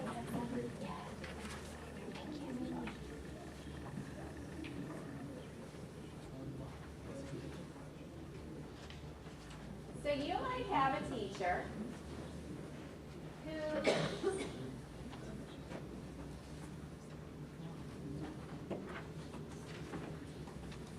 everybody have one? You might have a teacher who kind of plans out ahead of time using her materials and could give you something like this, okay? Maybe not all of it, maybe he or she could give it to you for the first lesson, the first couple of lessons, and then so here's 3 that I'm gonna do and here's the next 3. But gives you either a lesson plan, a full-blown one, or something like this where you have a summary of what's happening, okay? And you have that ahead of time. Does anybody have teachers who they work with who gives them the lesson plans ahead of time? Nobody? Does anybody work in a school where lesson plans are required to be turned in to administrators? And when do they have to turn them in? Usually the Friday before the next one. Okay, so if you have a system like that in place, that is super awesome, because what you could do is say, you're already turning in your lesson plans on Friday anyway, can you make an extra copy for me? The system's already in place, okay? I know that some of the schools that I worked in, that's what we had. Teachers did their lesson plans on Friday, and I just gave them candy and talked to them really nice. I said, could you make me a copy too? Because then I know what's coming up, and then I can plan and do modifications, and people will know what's what. And so that worked really well. There was only one, she would just forget. And so what I would do is, like, when it was time for certain things, I would just go up to a room and stand in a room. I'm here. And Tyler's supposed to be learning something, but I don't know what it is. So tell me. And I just did that a few times, and then she started giving me her lesson plans because she didn't want me standing in her room. Okay? So you have a teacher who gives you lesson plans, who gives you something like this, and what you can do then is to think about, okay, for each lesson plan, what goals are addressed here, what vocabulary, what other IEP goals am I addressing here, and what teaching materials do I need, okay? And you can be making those, you can be modifying, if there's other materials that the teacher has, you can be modifying those, okay? So that's one possible option. Another possible option is that you generally know what the unit's about. You've identified the objectives and the vocabulary. You know that the teacher's going to be teaching some lessons, but we don't really know what order they're in or what's happening, okay? So, it's the beginning of the dog and pony show. I used to have 2 of these, and they're so cool that one went walking. All right. What I'm going to show you here is something that can actually be used in the first scenario too, where we have some things that we're making and we have a way of packaging it, and we just plug them into the lessons. You know, once we map out what vocabulary we're taking from our material bank and plugging it in. But it can also be used in the second circumstance where we have a general idea of what's being taught, but we're really not sure. We're not sure day by day. How many of you have heard of the PACT? Okay. All right. So the PACT is a way of packaging and thinking about curriculum. What does it stand for? I always forget. Good question, because I can't remember either. People doing the, I don't know. It's called the PACT. Okay. The PACT contains 4 categories of how we move through curriculum. And they're very big on color coding, and I'll show you how that is. So there is learn about, talk about, read about, write about. Learn about, talk about, read about, write about. If you use those categories, in light of your vocabulary and your objectives, you can create some things that can be strategic and used either very deliberately because we know the plan ahead of time, so we'll say, oh, the children will do this, and then we'll use this material, and then we'll do that, so you can bring them in very deliberately. Or, at the very least, we've got something like this sitting in the back so that when a topic happens to come up, we've got sort of a bag of stuff that we can pull from and use with a student meaningfully, okay? Saying, what are some materials? Let me show you.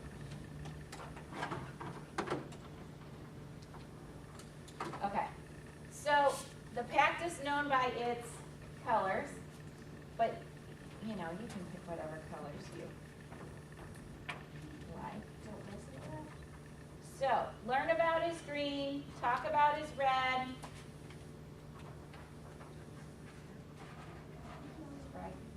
Read about is blue, and write about is yellow. What I'm going to show you is materials that were made for a geography unit. It's an elementary unit. They were talking about continents, continents, oceans, the major continents and sort of their ecosystems and what have you, cardinal directions, things like that. So it was determined that the objectives that were meaningful for the student based on, the process that they went through was students would be able to identify each of the continents, the oceans, the equator, and then some of the weather, the basic weather in each of the continents and animals that live there, okay? And there might be other stuff I'm forgetting, but I'll put it. So, this is learn about. This gets at some of the basic acquisition overview stuff. So we have some materials. I'm going to show them, and then they're going to be out during lunch, so you can pull them out, look at them. If you have a camera phone, take pictures of them, do whatever you want, okay? The way these are made are very deliberate because while they take a long time to make, if you have them, then when other kids come through, you've got them, okay? So this is a map. It's laminated. The directions say color the oceans and seas blue, color the continents green, and draw a red line across the equator. Because it's laminated, we use dry erase, and then we can use it again. Okay, so continents, oceans, equator. This is bingo. Okay? You can play it so the student, if the student has an aide or a peer, they can play together, or you can have a small group play it. Okay? But it's each of the continents, so it's the continents, the map, so they have to identify the shape of the continent. Okay? So continents, bingo. All right? Learn about. Talking about has to do with using the material and embedding some social aspect to it. Okay? So, here's another game. I love this because here's board, okay? What you do though, the board is the same, but what happens is you pick the continent. So we're going to do, we pick the continent that says South America. Okay, so all of the questions pertain to South America. If I want to play the game another way, I take South America off and Australia is going to go in there. And all the questions pertain to Australia. So we're rolling the dice and we're jumping forward. But we have to identify, is it in the northern hemisphere or the southern hemisphere? What ocean touches it? Where is it? What's north of it, what's south of it, okay? But because we've set it up this way, we can play it for every continent. You know, we don't have to vary the board, we just change what continent we're talking about, okay? Here's another one, same thing. So you're marking, so what hemisphere is it in, what ocean touches it, name an animal that lives there, is it hot or cold there? And those questions repeat throughout, okay? But it changes per continent. So you don't have to change the board and make new questions, you just change the continent out. This one, and I think someone reported over it, this was actually, have you seen these little talking books? You can get them at like Radio Shack or the Hallmark store, or sometimes you can order them online, okay? And I don't think it records. Someone? Hello, my name is Mary, but this is Missouri, but this was a narrative about where you live. I live in St. Louis. St. Louis is in Missouri. It is in the continent of North America. There are two oceans that touch it. North America, you know, our climate is this, okay? But it's on a book and someone can read it and socialize, share it with another person to talk about it. So this is a way someone can talk about where they live. I used to use those to do that same thing. They have the, like the picture books that are that way that you can get, so there's multiple pages in it. Yes. Each one does it, so Yes. when they flip, then it would. Yes, yes.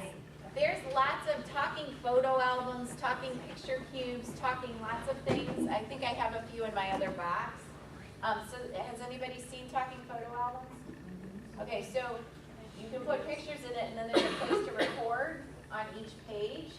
So you could do a talking photo album, but you could do like, here's the photo album of where I live. I live in Missouri and it's in the northern hemisphere. The next page is, you know, we have these kind of animals here. Okay? This is read about.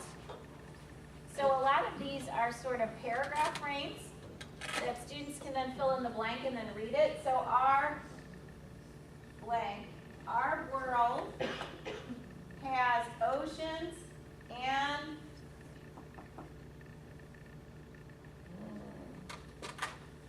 continents.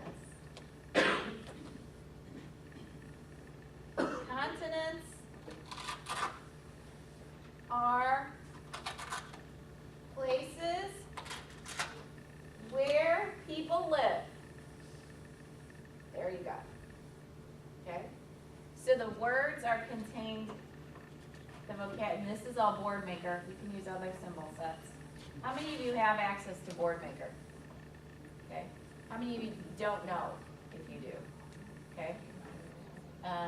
It's worth inquiring if you do. So the vocabulary is stored here. All right? Here's another one. The Atlantic Ocean touches continent. The Pacific Ocean touches this continent. Okay? These are my super favorite, and I'm going to show you some other. How many of you know about hot dots? Oh yeah. Okay, let me find them in here. Hot dots rock.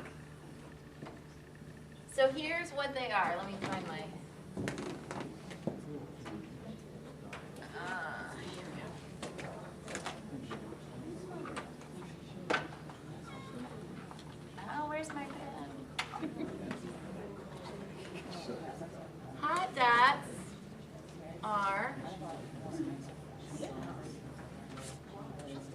Oh, my pen fell out somewhere. Okay. I think my pen fell out in the box, but I will look at it. I will look for it during lunch and I can show you more specifically. Okay. Hot dots come with a pen. Sometimes you can buy hot dot, that's cool. Sometimes you can buy hot dot flashcards that are pre-made. And that's really cool for, you know, if you have additional practice activities that students need to do. So they have hot dot flashcards for sight words, for letter sounds, for numbers and number quantities, all kinds of things, okay? So they're pre-made, but you can also buy just the dots in a bunch. So you can buy a package of 500 dots or 1,000 dots. What do the dots do, okay? With hot dots, you have hot and cold dots. They interface with a pen that you touch to it. If you touch a cold dot with a pen, cold dots correspond to the incorrect answer. So if you touch a cold dot, it will activate the pen to tell you that is wrong. It'll buzz or it'll go like, try again. Right? Hot dots correspond to the answer that is correct. And if you touch the correct one with the pen, it goes doo-doo-doo-doo, or you're right, or great job. Is there anything visual on the pen, like Okay. a red or a green light? Does it vibrate if you're on? No. No, doesn't work for, yeah, hearing impaired doesn't work, okay? They have new ones that have colors on there. Do they? Yellow, red for correct and green for incorrect. Really? Opposite. Green Okay. for correct and Cool. Hot dots 2.0. Okay? So, what you can do if you have hot dots as a package is you can make your own stuff like this, so multiple choice. So is Africa in the northern hemisphere, the southern hemisphere, both, Antarctica, Australia, right? And we can make our own multiple choice questions using the pen. What I love about these, whether you use them in a packet like this or you make something like this, is the student, because you have the pen, the student is giving feedback, right, about whether they're correct or not, and they don't need a person standing over them going, no, that's not right, try again, no, that's not. The self-monitoring is built in to the system, so you can do this largely independently. And kids just like it because your pen tells you your own stuff, okay? So here's that. I will find the pen, it's probably just in the bottom of the box. I come across the little buckets and the kits. So how would you create the, when you said you ordered just 1,000 dots? Or do you have some pens or different that are programmable? Is that what that one does? No, it's just the pen recognizes the hot and the cold dots, so I just need to make sure I put the cold dots next to the ones that are wrong and the hot dots next to the ones that are right. Okay. Yeah. It'll say wrong or try again. Right. Correct. Right. I see. Yep. I see So what it's just my making sure the cold dots go where they need to go and the hot dots go where they need to go. Okay? This is, I mean, if you go on Amazon and you type in hot dots, you will find bunches of these. I've even seen the hot dots, I've seen these at Target. Those of you who live in the area too, like Bradburns, would have stuff like this. But really, Amazon, if you type in hot dots, you can find the prefab stuff, you can find the pen and the hot dots, just the dots themselves. I think, gosh, the pen and the set of dots, I want to say, the last time I've ordered, I mean, it's under $15. I think they're $19.99. Oh. Well, first with the pen and the doggy dot. Oh, the doggy dot pen. That's the fancy one. Yes. Do you use the dots over and over, like you use them interchangeably, like so that they answer the right answer on the right same spot all the time? So what I would do if I were to redo this is that I would make my question and my answers Velcroed on here, so the dots would stay the same, so that I could just interface different question and answer sets on top of it. They are sticky on the back. So it's not like you can peel them off and put it back on. But I could make this template to set up so that the questions and the answers could rip on and off and the dots stay in place. So I could use it multiple times. That's what I would do if I were to do this again. These are awesome. I love these. Yes? That's so super cool. I would say make sure you have a big enough number of different ones. Yes. Because my daughter's fantastic at memorizing where Right. writing. So position would be in view. Looking at what's right on the. So if you had several templates that you could, you could put different questions set on, but the templates varied, so yeah, the students wouldn't go like, oh, I know that's always the first choice, right? Okay. Hot dots. The last thing is write about.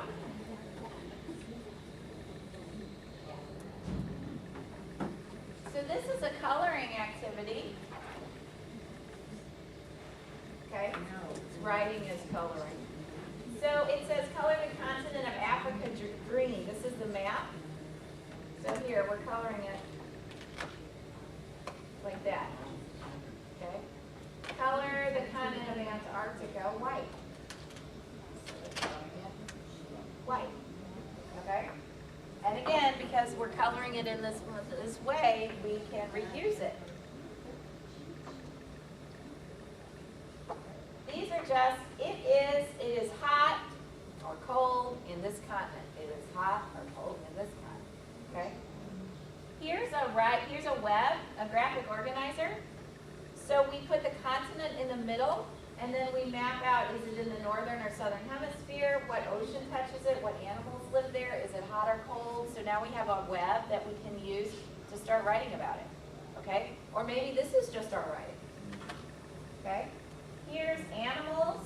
So the animal lives in where? Animal lives in where? Here's labeling the world map. So it's all these vocabulary, and here's what we want them to fill in. But label Africa, Antarctica, Asia, Australia, Europe, North America, South America, the equator, the North Pole, and the South Pole. Mark where you live on the map with an X. Do you live in the northern hemisphere, the southern hemisphere, blah, blah, blah, blah. Okay?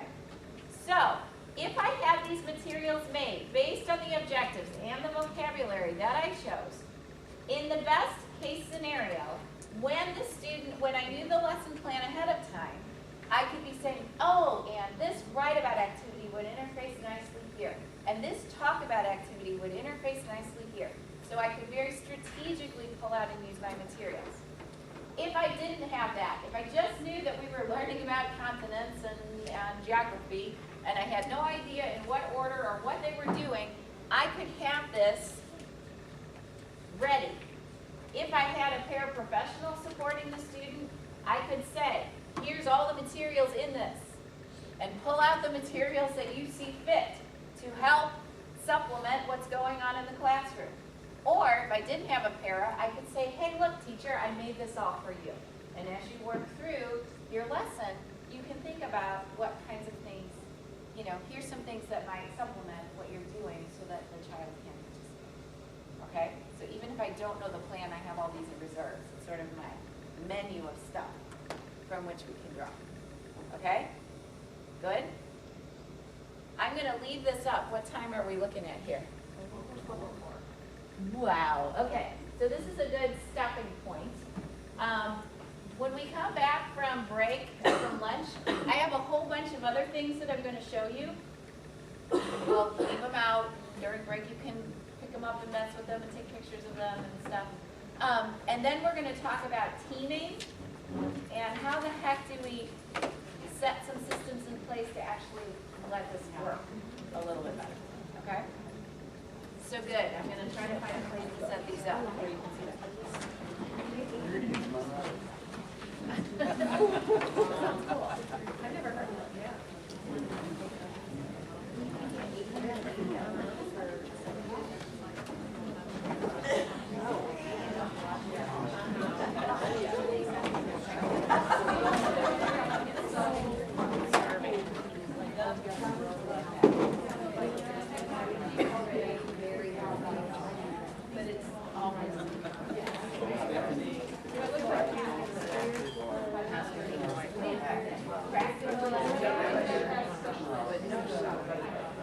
Okay, I want to ask you a question. And friends. The other day. So using Down Syndrome Foundation materials, I'm trying to think, because I'm mixing my boxes. Hey guys, can I ask you to do me a giant favor? Last time we were here, I was so sad because I saw a lot of stuff going into the recycling bin. In my classroom, we were recycling plastic bottle tops and can tabs for Ronald McDonald. I'm going to put a receptacle, or maybe just over there, if you don't mind pulling it off and dropping it in. I would so appreciate it, because my kids even sort them, and so if they can all just go into one thing, that'd be great. Thank you. Last time I was here, I was like going to the recycle bin. Thanks, guys. I forgot to ask. Somebody may like this one. Let's make it done. I usually just do a lot, okay? Because we don't like it. Right. And so I'm trying to think, how can I integrate that into this? So if you did football, and you had adopted, and then you had the regular football, basketball, soccer, and you had a match, I don't know what word. Yeah, I know there's like field out. That had like, how there's your diagonal, yeah. Straight match. On the other side of the tracks. So if I were to put like, From my house. straight football. Okay.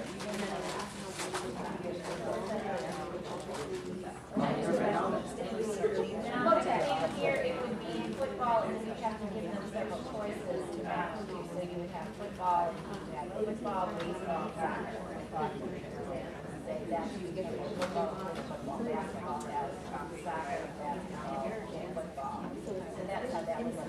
You know, one thing about the diagonal is like newsletters or skills for your kids, some kids have to do that while they would understand that this is football, to be able to draw a line. Well, and that's what you have to do. We just use sticks. Yeah. Because otherwise it just turns into a mat. Yeah. Okay. Yeah, that's really cute. Just recently.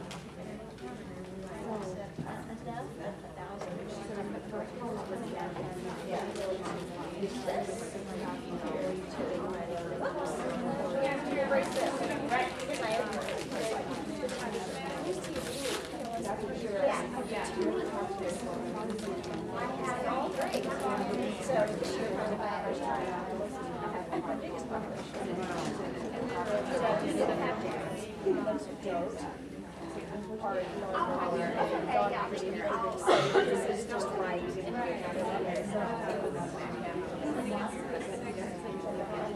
everybody. Exactly. Well, it is.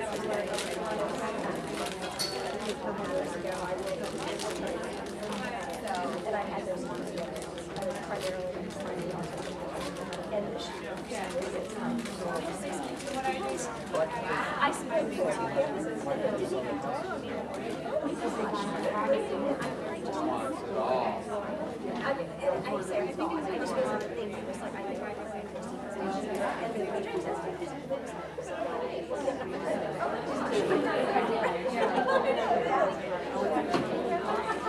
So then eventually, most of them are a little bit more perfect and responsive.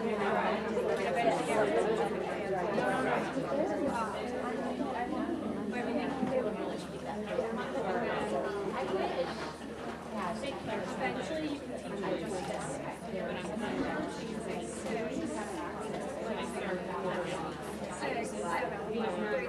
And there's probably no basement. Yeah. I did what I did is bridge this, and I have Yeah, but I bet you access, but I wanted to try to figure out what like constitutes, I don't know if you feel this program at all, but it's very heavily. They are, we say some of the things that we do, and they have embraced this. They're fun, and they have monthly tutoring sessions, and they're using this and these materials. And so it's interesting, it's very much a match select name. And so using the prompt fire, match these vocabulary cards, match pictures first, and name it. Match it first and select it, and then that might take a number of like these all plugged into the iPad devices. And it's fun. Just give it done in a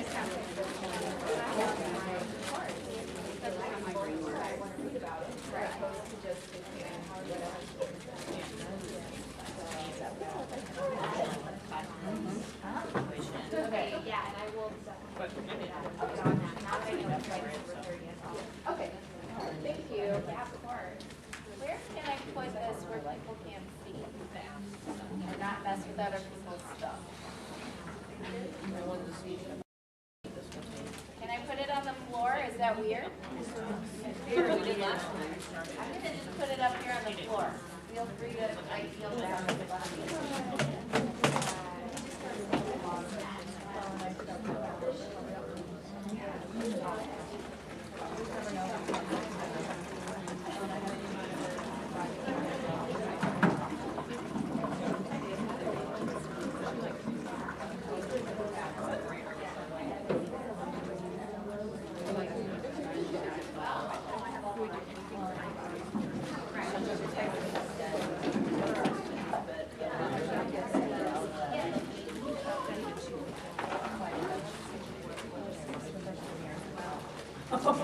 I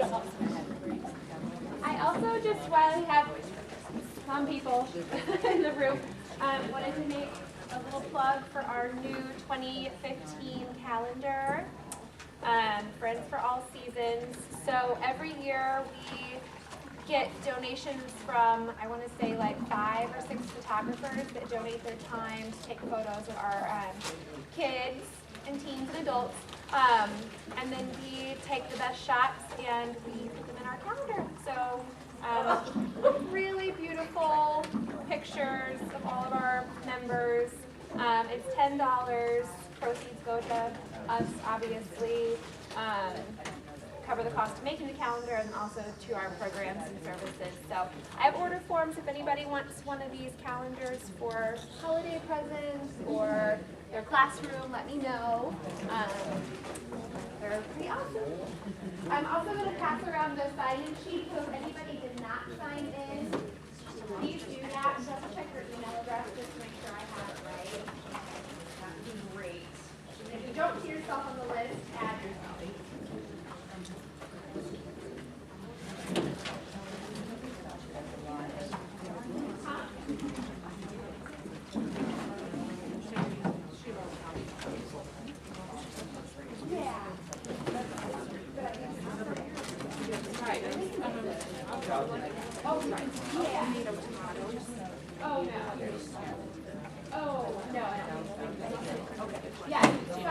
We have the calendars here, so you'll get it today. Just to clarify.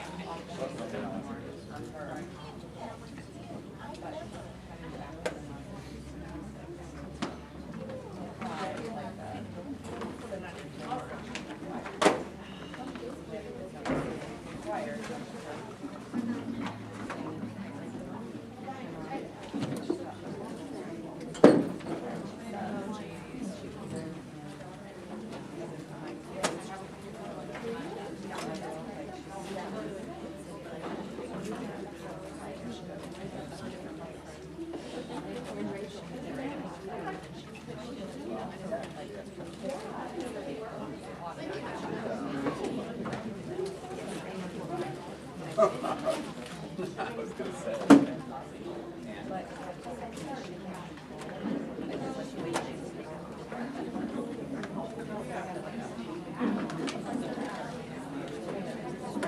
Yeah, I read that.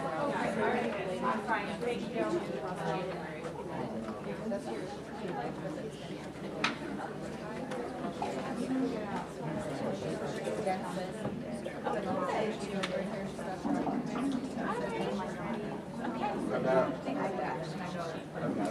Where do they go to school?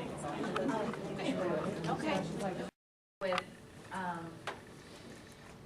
you know, others, with adults, with teachers and related service providers and all that, and then we're gonna talk about building peer supports. So, this is in your PowerPoint, in your blue PowerPoint, and I've written this up just because, like the matrix, like the 4 quadrant figure that shows you your options for curricular modification, I also really, really dig this. Doesn't look like much, but it is a pretty useful tool. This is picking back a little bit to our idea of routines. We've already worked through the idea of embedding partial participation in routines, but this form actually gives you a way to document and map that out a little bit more specifically. So I actually have, this is a blank one, but I have a handout that gives you the blank template and then an example of how this could be used to break down. This is biology lab. I like science. I think I picked science because people go, well, like English and reading, that's easy, but what about math and science and stuff? So, yeah, so you have the blank template, like I said, and then you have the example mapped out. How you can take the routine and break it apart and think about what kind of supports need to be built in around that. And if you have the matrix and all your routines mapped out, that's really, really lovely to be able to hand people, show people, talk through.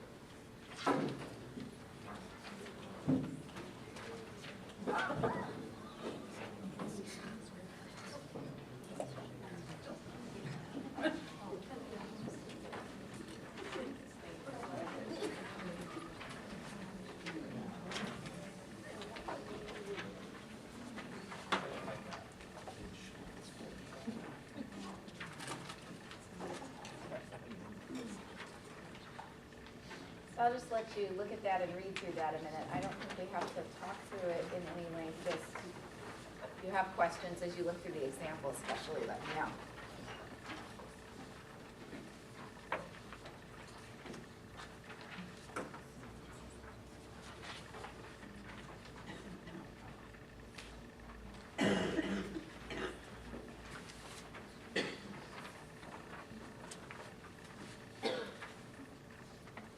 I think the one thing that I like about this too is that it allows you to think about peer supports, because we really like to stick adults on kids.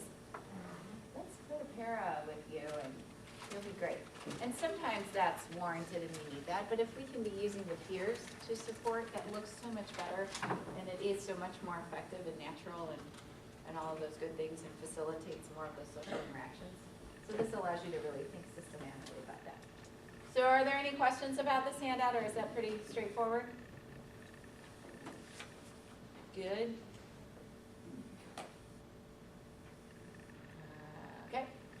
So I'm going to show you, we have the packed materials that I went through. I'm going to show you just another bunch of goodies that are in no apparent order. Actually, I tried to chunk them. Just as some additional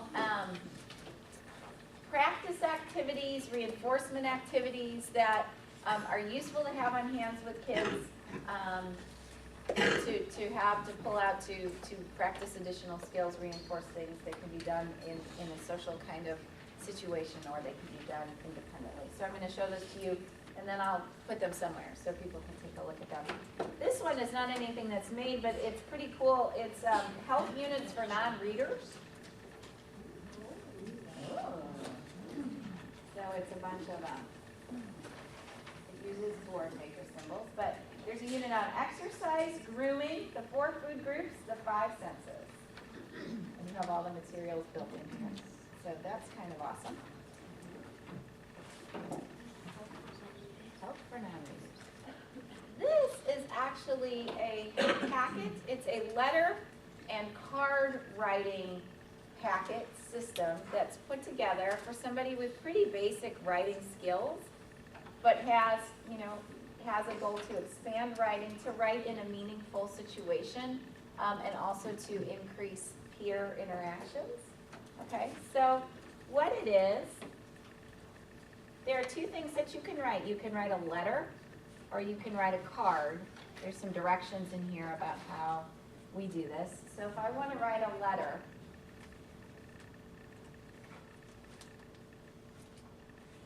I have a template here that's pretty basic. It says, dear whoever, do you want to, whatever, love whoever. And to work a student through choosing that vocabulary, here we have dear and then all the possible people you might want to write to. Grandma, aunt, Mr. and Mrs., dad, mom, you put friends in here, okay? So you could say to a person, okay, we're gonna write, who are we writing to? We're gonna say, dear who? Grandma, okay, let's write it here, dear grandma, okay?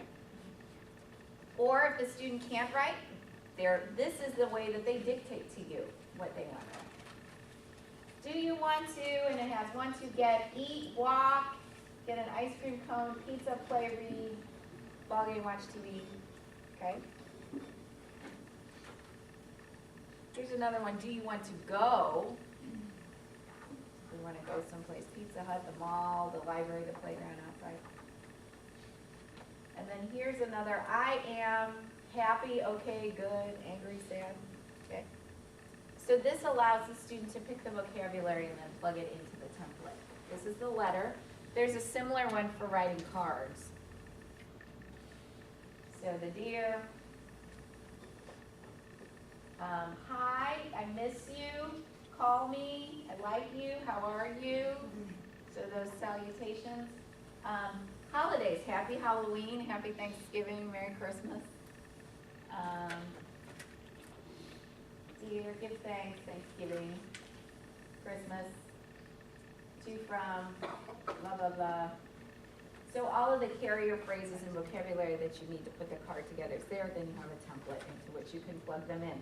Either the student can write them or you can write them as the student dictates it to you.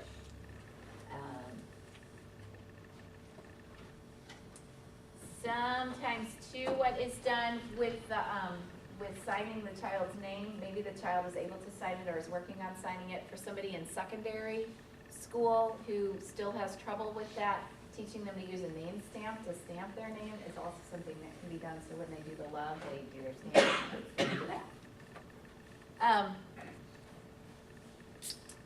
Here are, how many of you have students who use visual schedules? Lots of you, okay. So you've seen lots of them. Here is one. The nice thing about visual schedules is they actually, can, if you use them strategically, they can also reinforce certain academic skills like sequencing, like counting, like order, like WH questions, all of that. So here's a basic one where we were working on time. So there's a way to put what the analog clock looks like. If you want to make it a digital clock, you can do that. They're the days of the week, and then it's time for, and here are the classes, but at 9 o'clock it's time for gym. At 9:30 it's time for language. At 10:15 it's time for resource. So they have that. Lots of times when kids arrive and they're doing a do now at the beginning of the day, this can lots of times be the time where the student is sort of organizing and putting together his or her schedule, okay? It's walked away on me, but I had another schedule that, if you're interested in using schedules to teach academic skills, there's an author, her name's June Downing, who has written a really wonderful article about how to use schedules to teach kids stuff. And so I remember reading that, and I put together a schedule for a kiddo who was working on sequencing, he was working on counting, and he was working on WH, who, when, where, what. So we had a schedule that we made for him that, first of all, was numbered. 1, 2, 3, 4, 5, 6. Okay? Then in the next column we had it listed as what. And it was all of the subject areas. What? So we had homeroom, consumer arts, art class, speech and debate, drama, all those things. Then it said who, and it had the teacher in the class. And then it said where, and it had what room he was in. Then, at the end of the day, when people were kind of getting ready to go and there was sort of wrap-up activities, he actually had, it was about 3 or 4 templates that he was presented with. There was, one, they alternated. But they asked him different questions about his day that required him to use the information and those skills. So it would say things like, how many activities did you do today? Count. What was the third activity that you did? What activity came before PE? Who did you have? Who was in your class in science? Where was consumer arts? Okay, so we had all of those questions that he had to use his schedule to answer, but it was really reinforcing those counting, sequencing, WH questions very systematically. Plus, it went home, and then parents had kind of a snapshot of the child's day as well, and could have some discussions about that. Okay? When you get into secondary, yeah. This is just me. Did you have the spiral binding taken out of the middle for a reason? Just the way you No, it broke. Okay, I said the way you were holding it, it just looked like it was almost purposeful. Yes, it was already. There's something no, in it, I don't know. Thanks. Sometimes when you're in secondary school, it looks weird to carry out like a visual schedule like that. And if you're working to have some transition goals, this is what we use. Actually, we use Google Calendar. Some of us. For me, if it's not on paper, then I don't remember. So, but we could use something like this, and this actually has then icons in it to show, extracurricular activities and things. We have pictures of people that, okay, sick. Okay. So this might be something, again, that you're working with high schoolers on, setting up their schedule, maintaining their social events.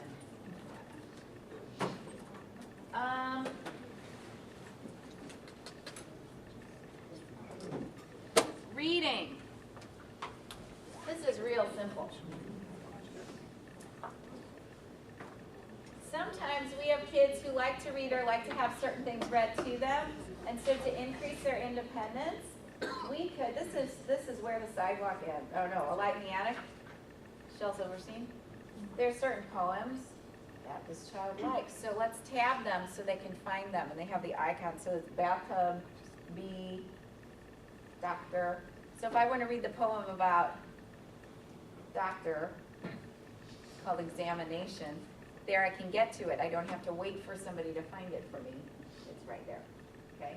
Plus, because there's the picture on it, I can also figure out which one I want and turn to that, okay? We used to, a long time ago, we would actually adapt books with Boardmaker pictures, but now there's copyright issues related to that, which is a big, giant bummer. Here's another, this is for an elementary student and working on sequencing. So these are just icons related to fairy tales. This is the Three Little Pigs. That lends itself nicely because it's repetitive and the same thing happens a few times. And then there's one for Goldilocks. So the child can actually tell the story to you by putting the icons on the board. So pig number 1 made his house of hay. And pig number 2 made his house of brick. Pig number 3 made his house of wood. And the big bad wolf blew the house down. Duke. Okay? So.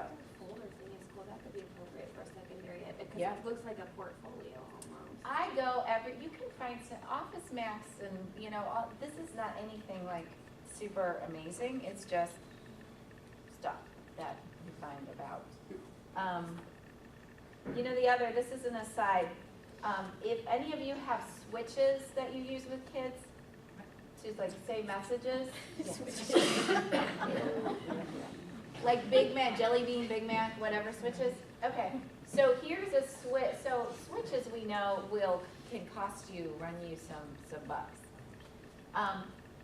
This kind of switch doesn't work with everybody, but it can be adapted. But how many of you know Build-A-Bear? Do you know those little switches that go inside can be programmed to say anything? They can be recorded on over and over again. They cost $12. And if you go in and look pathetic and tell them you're a special ed teacher, sometimes they give them to you for free. So I like those. They have little bitty buttons on them, but lots of times I hot glue like bigger platforms on them so the student has a bigger surface area to hit. So that's really, really, and you know, getting a switch for $12 is like unheard of.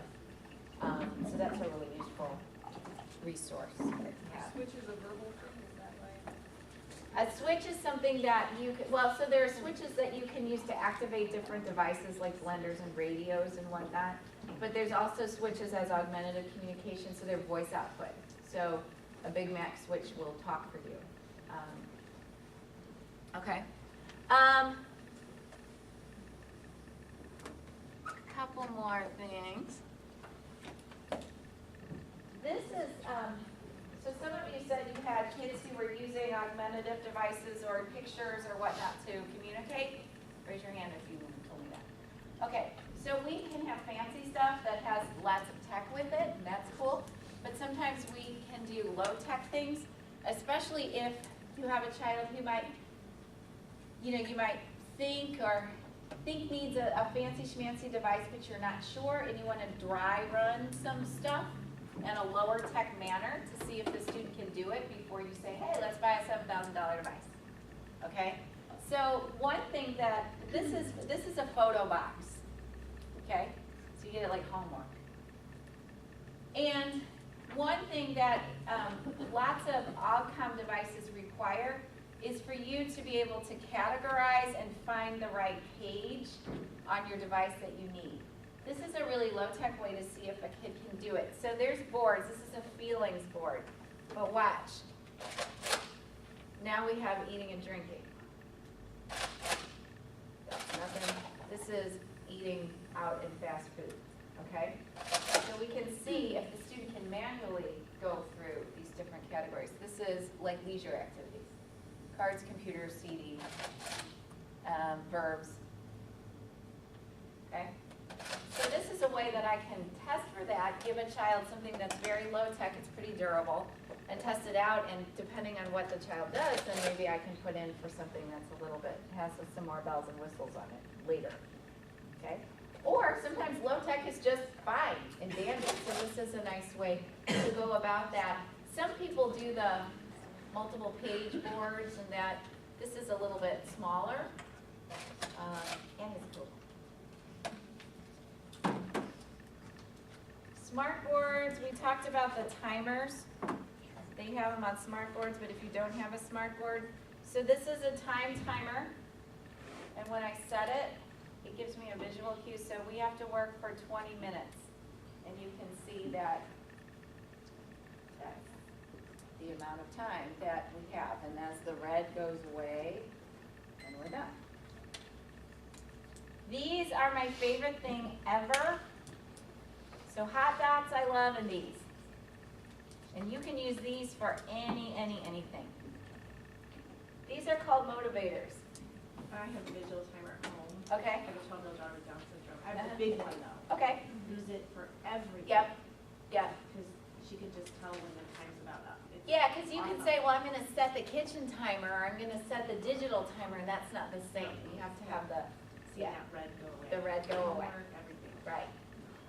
So how many of you have heard of a motivator? Okay, so this is what these do. It looks like this. Looks like a pager. And it has a hook in the back because it's meant to hook onto your like waistband. What I can do is set the motivator for a certain number of minutes. Okay, it could be 10, 2. There's actually setting 2 if I wanted to do a variable number of minutes so it sort of changed and was unpredictable, I could do that too.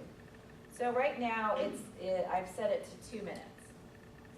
When I click run, it's gonna count down, okay? When it gets to 0, it's gonna vibrate. And then it's gonna reset and count down again. And when it gets to 0, it's gonna vibrate, reset, count down. So what you teach kids to do, kids who have problems staying on task, kids who have problems following school rules, kids who have trouble doing lots of things. One way to help them with self-monitoring is to have them wear one of these, okay?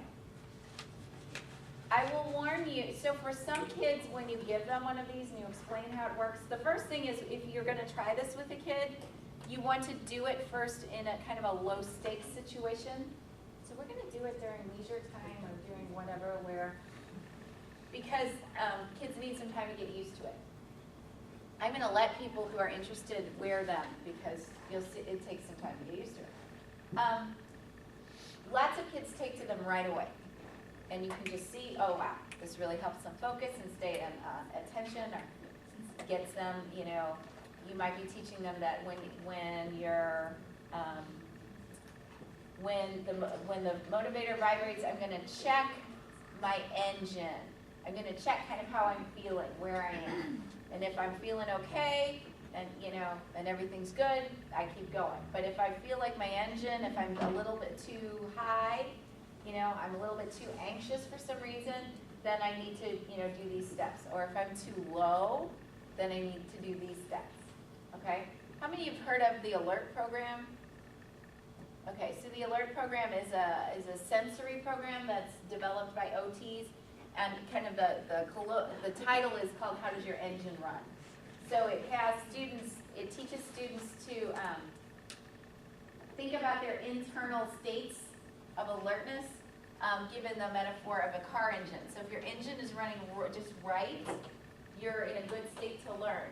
If your engine's running too high, you need to do some sensory things to get it to run slower. If your engine's running too slow, you need to do some things to get it to run higher. And there's a way to systematically work kids through that and to help them pick sensory tools that allow them to raise or lower their engine. Motivator is now an app for $2.99 on the App Store. Cool. Does it? I don't know if it works or not, but I just thought while I was searching. You can't wear, it doesn't do as much as Well, this, but yeah. if you had Yeah. they have a phone in their Yep. pocket or Yep. something. Yep. Just for What was the official name of that? Which one? The engine.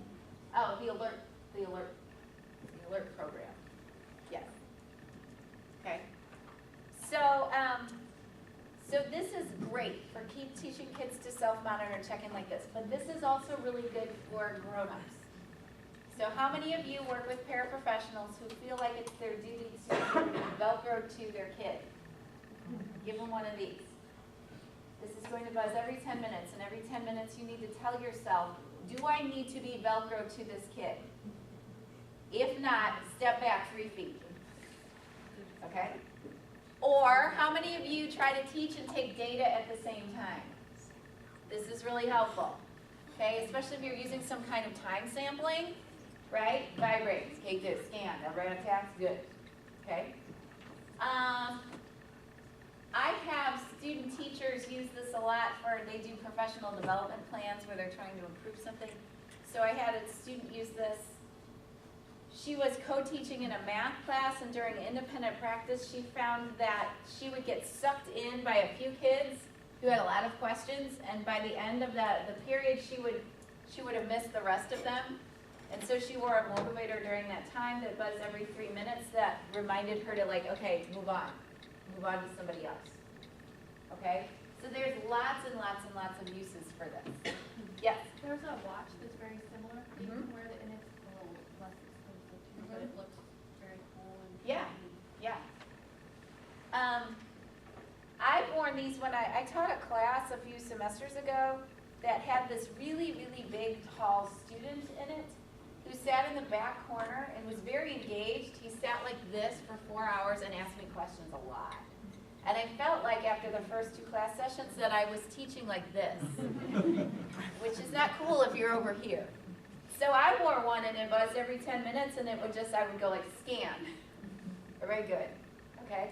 So they're very useful. Yeah? along the lines with that, last session, they talked about the students doing things that clicking the pen nonstop, clapping their hands, you know, and they want to be attention. So I did that for myself. I put the phone on, and every few minutes I'd say, I really like your shirt today. Like, Yeah. I love it. And I was just going to let you know, it actually really helped that student, and he's like made a ton of progress. with Yeah. it. So along those lines, I Yeah. do the same. So I have to check in and like do some verbal praise or do some whatever with the student. Yeah. Yeah, these are great with students, but again, what they do with adults and what we have to do and remind ourselves of, this is really, really good. Okay. So does anybody want to try them?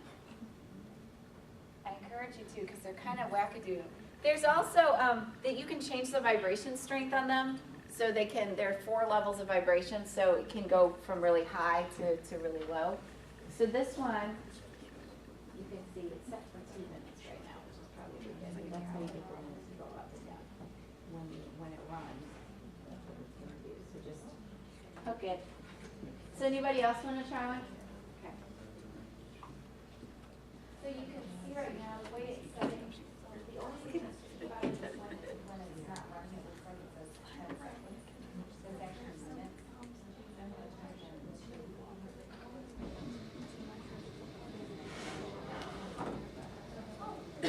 It just vibrates. I did a study too with students last fall where we were embedding some different executive function strategies. That's one research area that I have. Executive function strategies are like metacognitive learning how to learn strategies, and we do them with kids, but we do them with grown-ups too. So things like goal setting, organizing, shifting and problem solving, emotional self-regulation, remembering. So I embedded, I alternated these different conditions, these different executive function strategies I embedded in my class. And one of the conditions was all my students wore motivators that vibrated every 10 minutes, and then they had to self-monitor their attention. And we looked to see if that affected their retention of the course content. And actually, that was the condition that had the best results. Was the motivator. But they would all, when they got used to it, when they were getting used to it, they would go like, woo, woo. Okay, last set of fun stuff. These are low-tech versions of hot dots in the sense that these are practice activities that a student can do by themselves. Some of these are so old they're falling apart. Okay. I am vocabulary. So, I have the icon, and I have to find the word that goes with it. So is it look, run, or up? So to do that, I'm going to put it in this card. This is a golf tee. Okay? I think this says run, so I'm going to put it in the hole under run. Nope, it's not run. Maybe it's look. Yep, I'm right. Okay.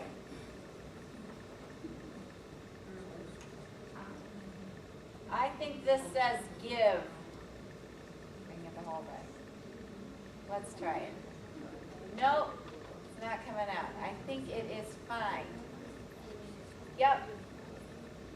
Okay, so it just has to do with how the dots are tracked, whether the cards come out.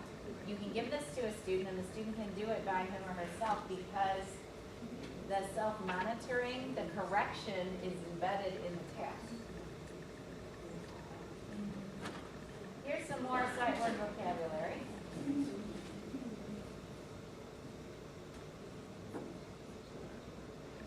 So match picture to word. I think this says black. No, it doesn't. Maybe it says girl. Yes, it does, because they go together. Okay?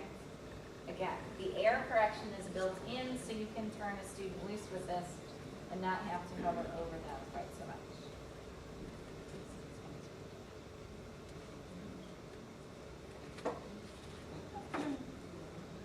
Two more things.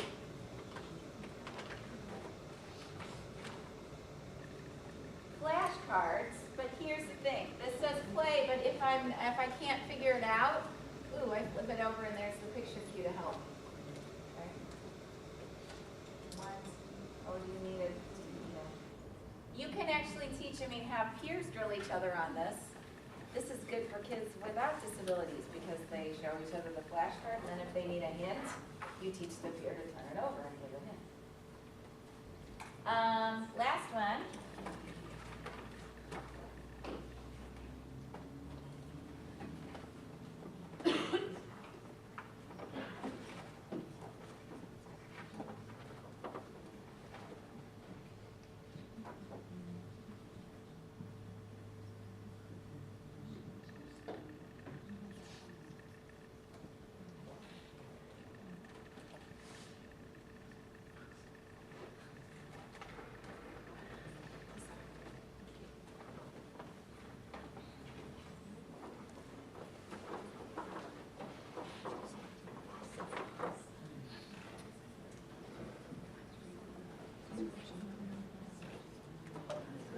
Okay.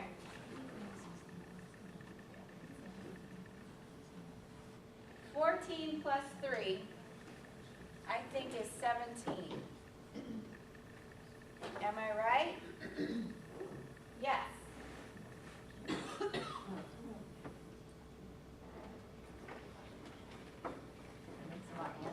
These have been loved on so much, they're falling apart.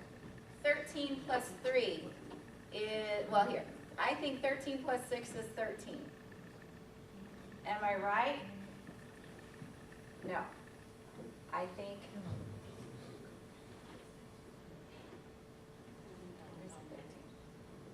there isn't one with the 13 point answer. Oh, 14 plus 1. No, that's not my guess. It's late. 18. 14 plus 4, I think it's 18. Is it right? Yes, it is. Okay. There's one with money. You can do it with money. You can do it with counting. You can do it with lots of stuff. So these are ways that students can practice skills, but they don't necessarily require you to stand over them because the error correction is made within the system. So I'll put these out in a minute so you can see what those are. Any questions? Okay. So now, I'm going to give you, we're going to turn from this. Ooh, here's a couple other things I have to show you. these are just some easy peasy, like take a worksheet and adapt it, but I want to show you my favorite one. Here is double digit addition, and double and double single digit addition. If I just have this one worksheet that looks pretty basic, I can actually adapt this in about 100,000 ways for a student. So this would be multi-level curriculum that's pretty easy. I could scratch out one of the columns and just have the student add the single digit numbers. That's one option I have. I could add the single digits and use manipulatives. They could use counters, they could use a number line, we could add that in. I could have them, instead of adding anything, I could say, give them the worksheet and say, find and circle all the 3s in these problems, or find and circle all the 5s. So we're working on number identification, right? Instead of any kind of addition. I could have them find and underline all the numbers that were even, or all the numbers that were odd. I could have them count how many 8s are in the problem, okay? I could have them practice printing some of the different numbers. But that's to show, I mean, sometimes we do really big and fancy stuff, but this is just a worksheet and you can kind of adapt it in 27,000 different ways depending on what you got. And this takes about 2.5 minutes to do, okay?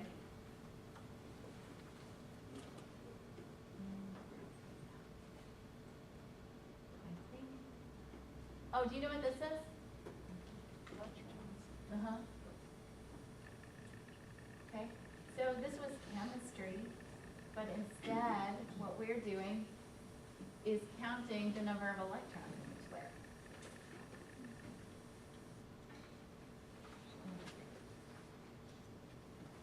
And I think we're done here. So, do you need a stretch? Yeah? Okay, stand up.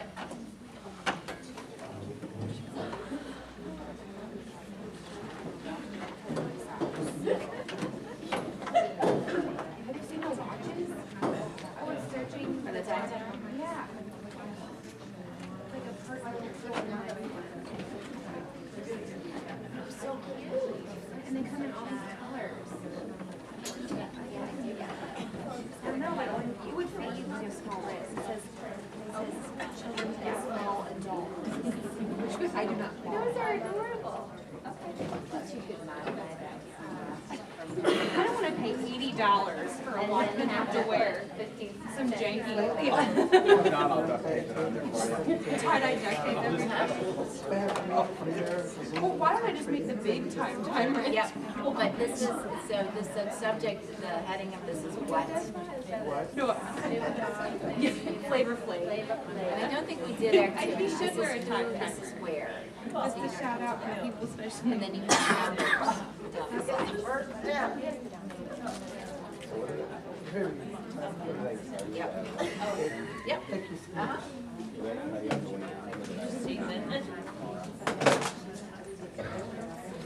The math modifications. Oh, yeah, it's in your PowerPoint. And I just grabbed something. Okay.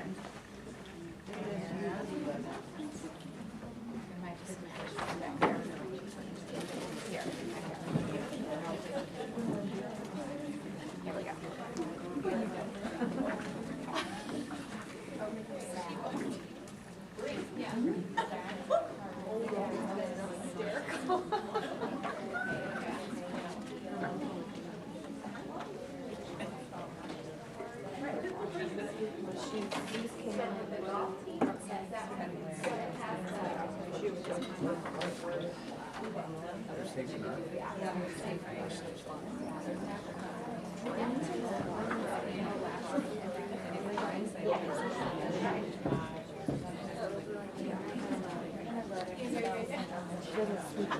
Okay.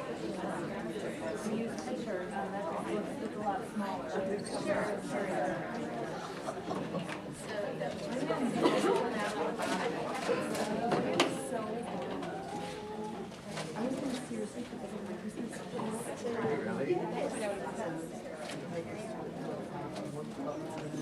Yes, yes, I set it for every minute or every two, and it's the next thing.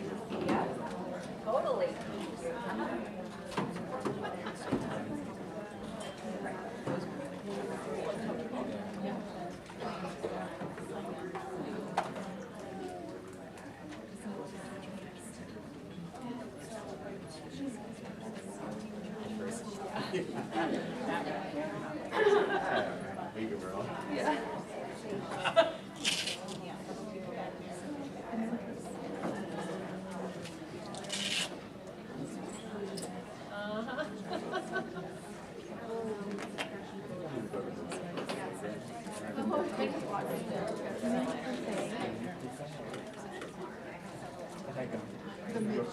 I grabbed it, mine was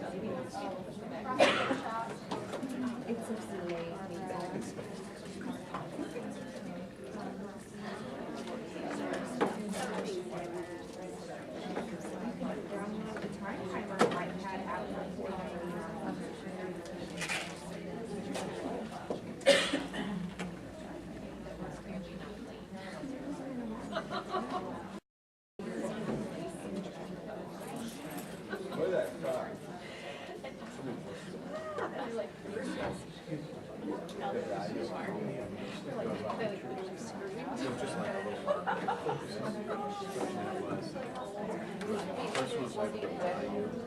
Gen ed teachers, other related service providers.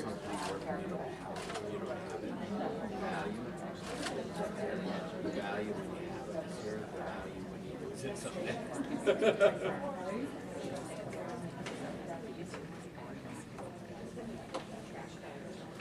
Does anybody else want to motivate?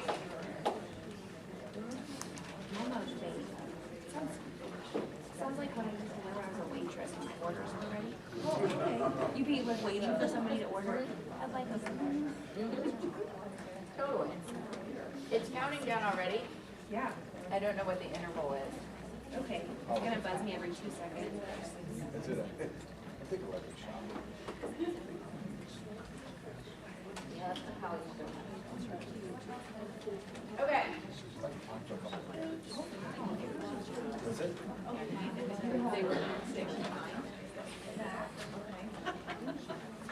So I'm going to give you the last 2 handouts of the day.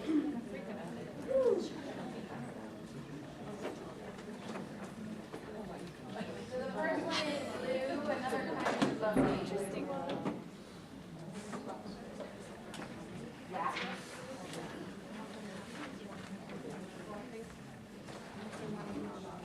Yeah.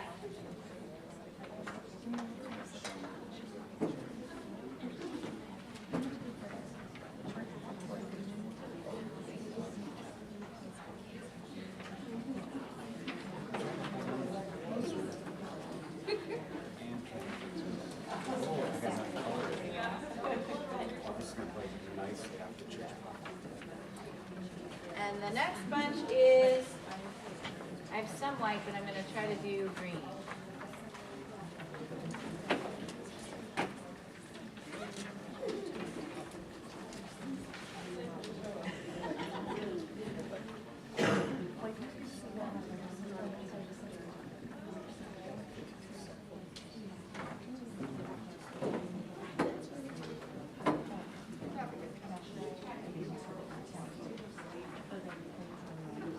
I will. Do not mind. You can do it.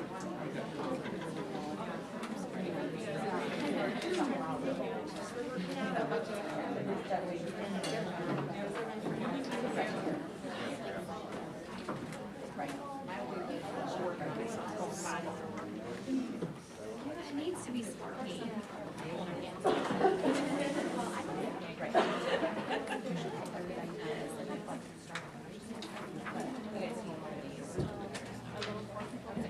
So everyone should have a blue and a green. Are we good? More blue. More blue.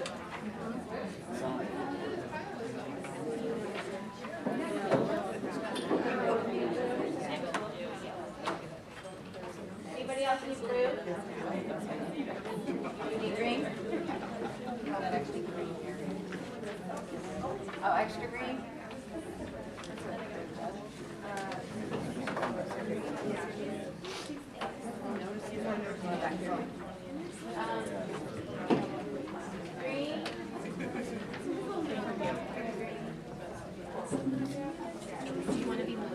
It's really, it's like the way if I read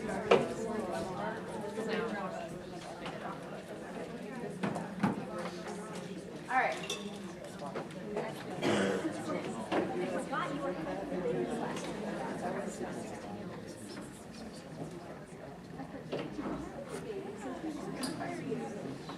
So, before we do this next one, I'm just curious, pull your agendas out. So where are we? We've done 1. We've done 2. We've done 3. We've done 4. We've done 5. We've kind of hit on 6. So now we're on 7 and 8. Good?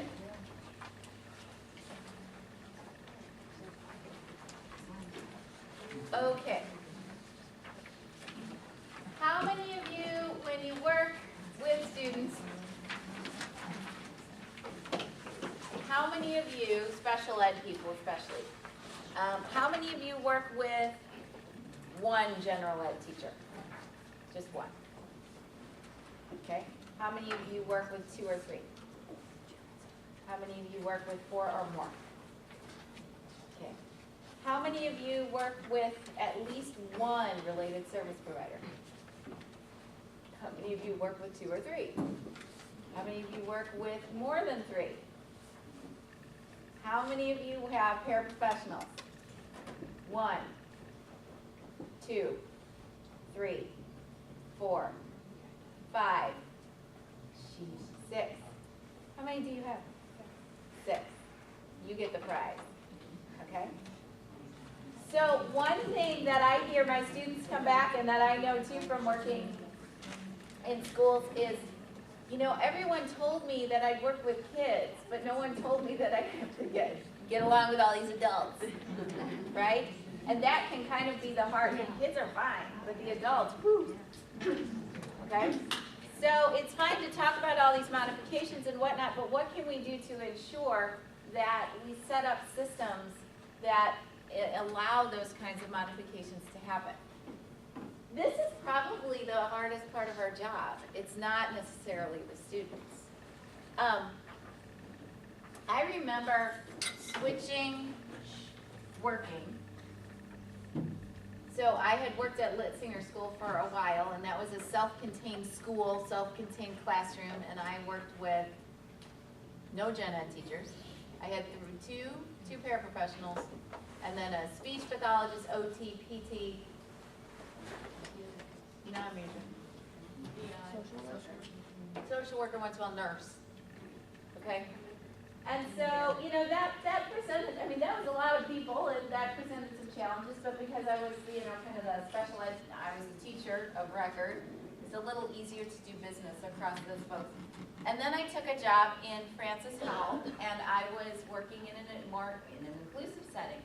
So I had a variety of kids who were probably across 4 or 5 different grade levels, so they each had a different teacher.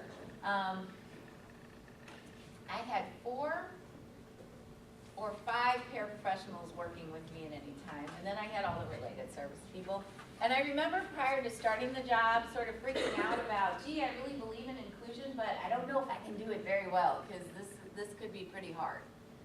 And so I remember going for a walk, sort of having an epiphany as I went for the walk, saying, you know what, kind of my role is sort of I'm the cog, the hub of the wheel. And so there's all these spokes that go out to these different people, and I'm sort of the hub that holds everybody together and pulls everybody together. So, you know, I don't know, it was an epiphany to me, and so I thought, you know what, I really need to work to establish some systems that will allow me to do that. So this PowerPoint is meant to get us at that and talk about some concrete strategies that we can use and think about. But the one thing that I've learned is change starts with special ed teachers having a really concrete vision of who they are and what they're about in terms of being that hub. Now, can you change everything overnight? No.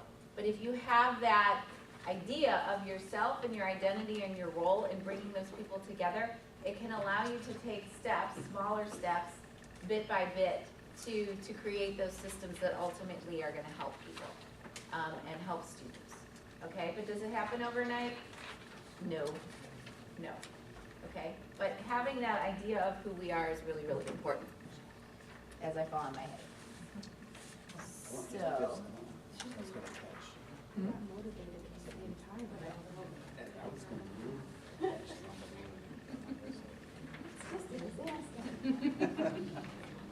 Okay, so one thing, I keep hitting this accidentally, and it's the wrong button. Okay, so one thing that we have to think about is we're used to hearing the term multidisciplinary teaming. We're multidisciplinary, right? But there's this idea of transdisciplinary teaming that people may or may be more or less familiar with. So when we think about multidisciplinary teaming, we think about people from a lot of different areas of expertise, right? So I'm an expert in my turf. I have my turf. I'm an OT. I'm an expert in how to use your hands. That's my turf. Cool. I work with the student in the areas that fall in my turf when I'm available to work with them. Okay? So essentially, here's my box, and I work in the box. I'm an OT. I work with your hands. I see the student for 2 15-minute blocks per week. I work with your hands, and then I'm not here to work with your hands. God bless you. Okay? That's what multidisciplinary teaming does. And I give this example to students sometimes. A couple of years ago, I had to move my office. So I switched offices. And one would think that that would be a pretty simple process, right?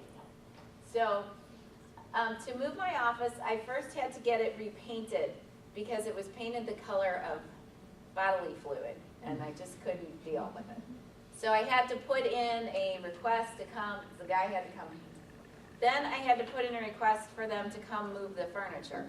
In the process of moving the furniture, they scraped the paint that was done earlier. And so then we had to contact somebody else about that. Then I had to contact somebody about how to hook up my phone. Then I had to have somebody come and hook up my computer. Then I had to have somebody come and hook up my printer. Then I had to have somebody come and make my computer able to print to the big Xerox machine down at the end of the hall. Then I had to so you see what all this is. This happened in no necessary order, right? That was logical. It involved many, many people, and it took about 3 months to do. And I'm like, can you give me a dolly and a tech dude and a weekend, and we can probably. So that's an example of multidisciplinary. We had the painter, we had the phone guy, we had the printer guy, we had this guy. They all were fine. They did their job. They did it very well. But there's no coordination of any of this. Therefore, nobody's talking to each other, and things get done, but they're really inefficient. Okay? So what we want to aim for as special ed folks is this idea of transdisciplinary team, and that looks a little bit different. So the idea is we all work together on shared student goals, with each of us taking the brunt of responsibility for the goals related to our area of expertise. I'm an OT. The brunt of my responsibility is working with your hands, right? We are responsible for providing training to other team members in our areas of expertise so they can also implement instruction and support when we are not there. So instead of me being the OT and working with a student for 2 15-minute blocks and leaving, I'm doing that, but I'm also training people to support what I do during those 2 15-minute blocks when I'm not there the rest of the week. So Eureka, we're working on that fine motor skill, not only in those 2 15-minute blocks, but the rest of the time too, okay? Likewise, we are available to be trained by other members of the team in areas that are not our specializations so we can implement instruction and support when our team members are not there to do so. So, one area where this played out a lot when I was working at Litzinger that we attempted to do is all of my students had communication goals and all my students had eating goals, okay? And so this was the time, lunch was a time, instead of actually going down to the cafeteria where things were loud and crazy and we ate on styrofoam trays with sporks, because we all eat with sporks like every day, right? That's the only place you use this board. Okay, so what we did is we actually moved our lunch to, we had like it's called the domestics room. It was sort of the living, laundry, cooking room. And so I reserved that room, made sure that nobody needed it during my lunch block. And we all went in there and we ate on plates with real silverware and had all the adaptive equipment that we needed. But my OT pushed in during that time. My speech person pushed in during that time. I don't think PT did.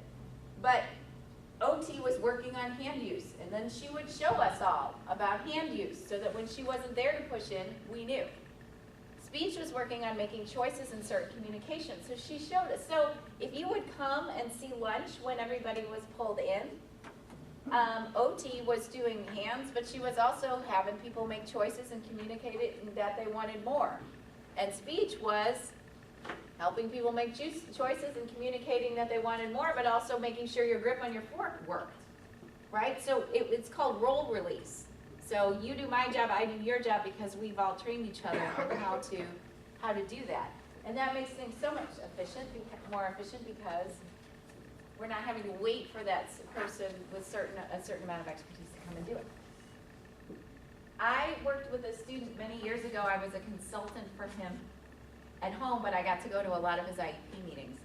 And he had a lot of issues going on. And I remember sitting in his IEP meetings even, and it was a big table, like this size, with about as many people from here to here around it.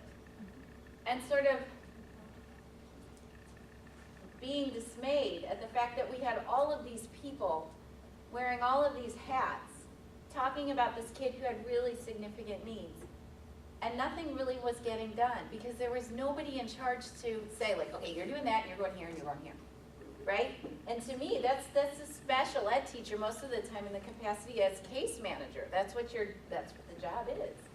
And is it hard? Yeah, but if you don't, you just have a bunch of people who may know a lot of stuff, but not necessarily coordinating in any kind of logistical manner, okay? And I remember really specifically they were discussing the fact that this kid had behavior. He had behavior, and we don't know what to do about it. And his behavior is that when it's time to work, he puts his head down, and he doesn't want to work. And we have to do something. People talking, people talking, people talking. And I said, where does he sit? Oh, we'll show you where he sits. Come over here. He sits right here by the window. Right here, where the sun pours in the window. This kid is photophobic. You know what that means? His pupil reflex is really slow to non-existent. And we're going to sit by the window. You have 20 million people with all kinds of expertise, and nobody figured that out. That is totally shameful and not a, right? Where's the vision? I guess we didn't have a vision person in the mix, right? Why don't you move him away from the window? I bet you might get some good one. No, he's bad and he just doesn't want to work. No, there's light in his eye and he can't adjust to that. Okay, so we don't want to be those guys. This is hard and it produces some questions. So before I go on, you have your green sheet. And on the front of your green sheet, you have a little exercise that you can choose to do by yourself or you can do it with some friends. But you have sort of your box of choices. But underneath the box of choices, you have some scenarios. So your job is to look through and figure out, well, whose job is it? Okay? Your hint is that there could be multiple people whose job it is. Okay? And it's not like you're not going to, there might be a person or persons that will be plugged into multiple questions. So it's not like if I answer special ed on this question, then I can't use special ed on anybody. Okay? So I want you to take a few minutes, do it with yourself, do it with a friend, do it with two friends, whatever you want, and see if you can answer those. And I'm very interested too in the items that maybe produced some discussion and debate because it wasn't really clear who was in charge. So go ahead and do that for a few minutes.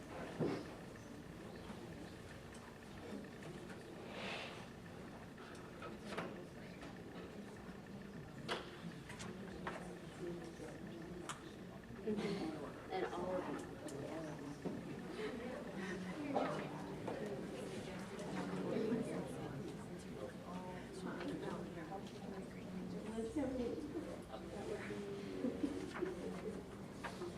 Administration, because they have to sign up for their workshop.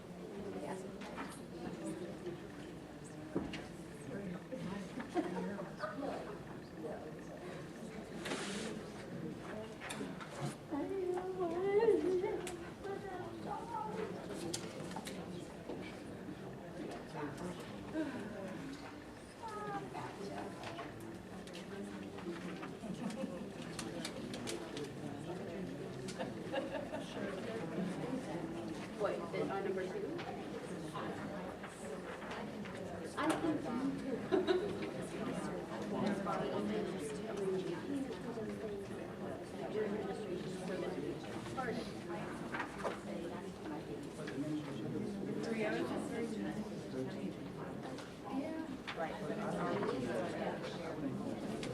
I'd say goals, yeah.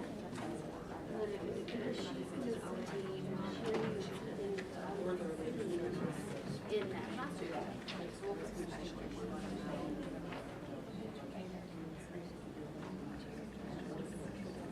Yeah, if there's a parent in the next one.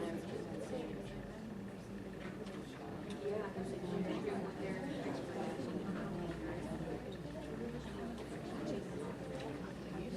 yeah, like your special.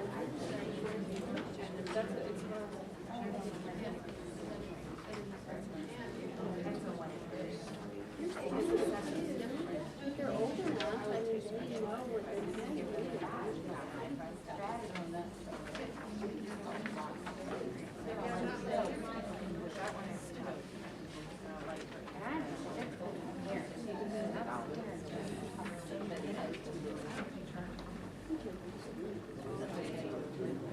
Yeah. Like you,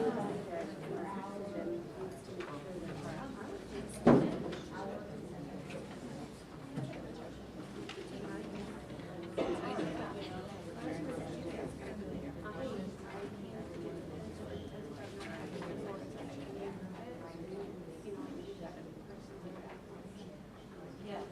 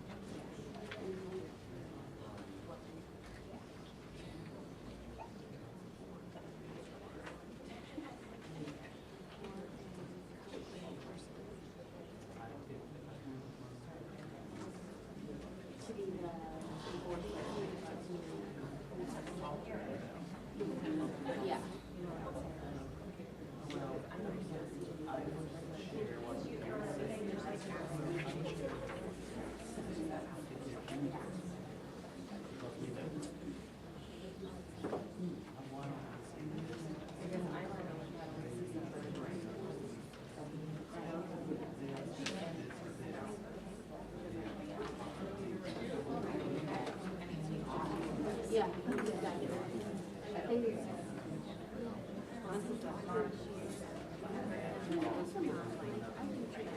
So how many more minutes do you need?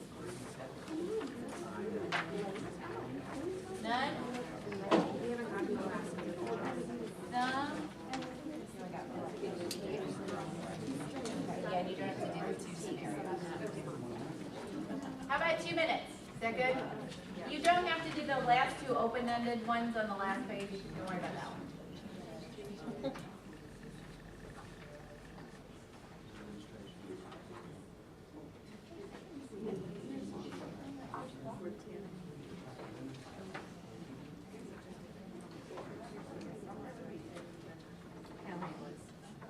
Oh, yeah.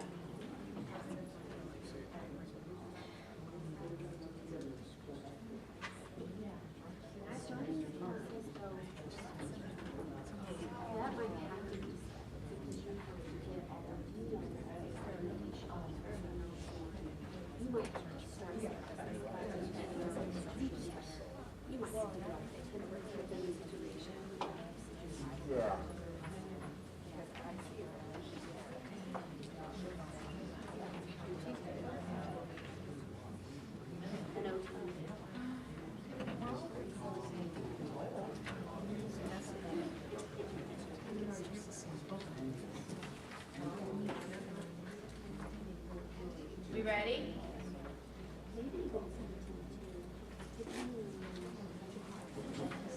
Let's see what we have.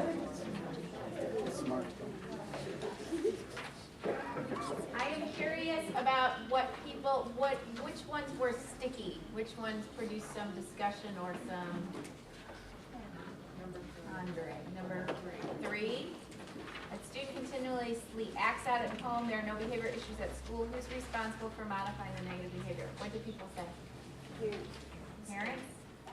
I think it depends on who the parents are. There are some parents I feel comfortable talking to and giving strategies. And there are some parents I'm kind of, it's like, because you, Right. Put the student in Okay.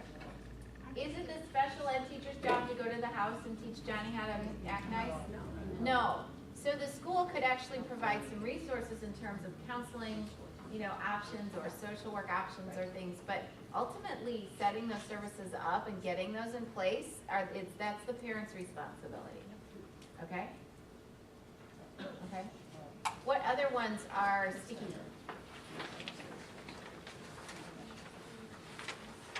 six falls in the same, Six. falls in that same situation. Yep. We can't do that. Set up at least with our district, you go through your administration and the social worker. Okay.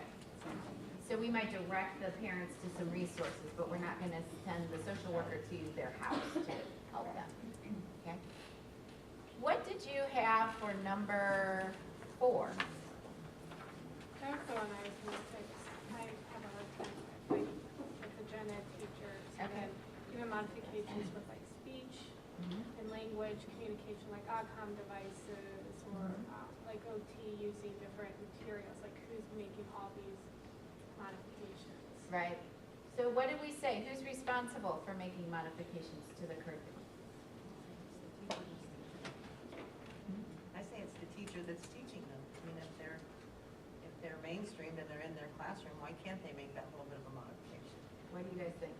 I think it's a team effort. Okay. Well, it should be. Yeah, but gen ed will say it's special ed. I mean, I'm just talking from experience Yeah. I've had, that where gen ed says it's special ed teacher's job to make the modification. I mean, not all, I have other teachers that are great. Sure.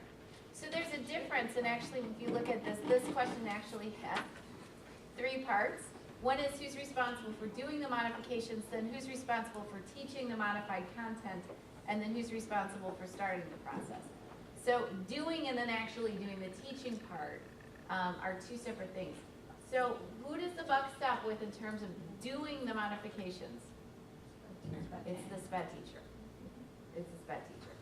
In terms of teaching them, it would depend. If you're in the gen ed setting, it would be the gen ed teacher's responsibility to implement those modifications that the special ed teacher did, right?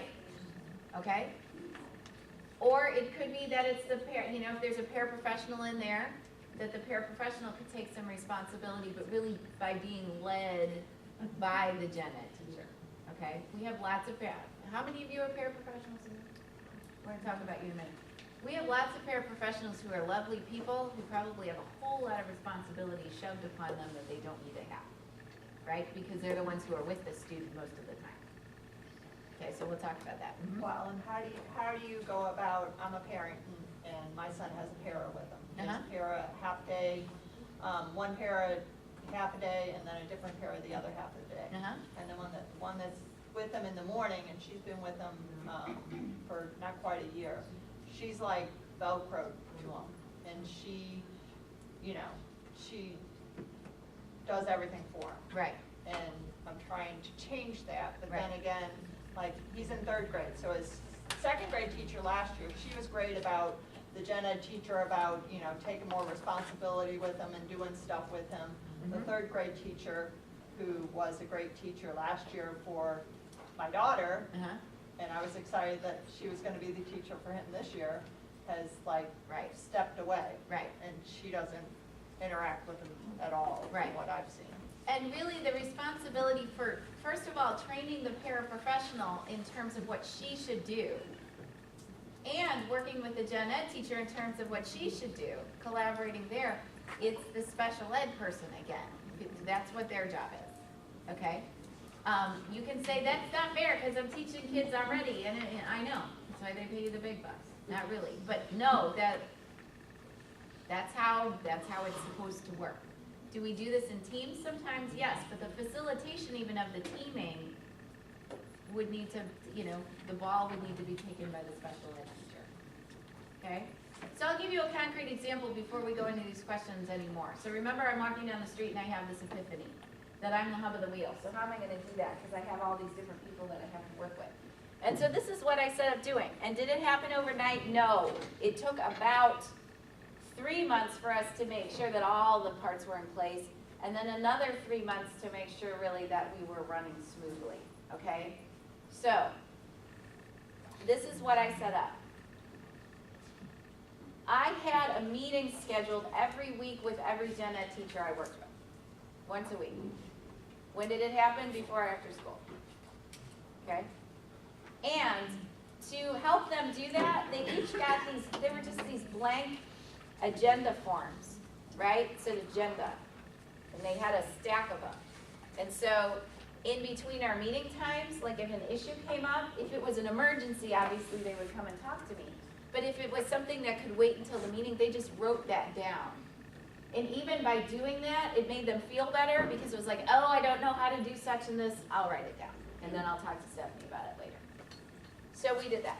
I had a meeting once a week with my related service providers. So OT, PT, speech.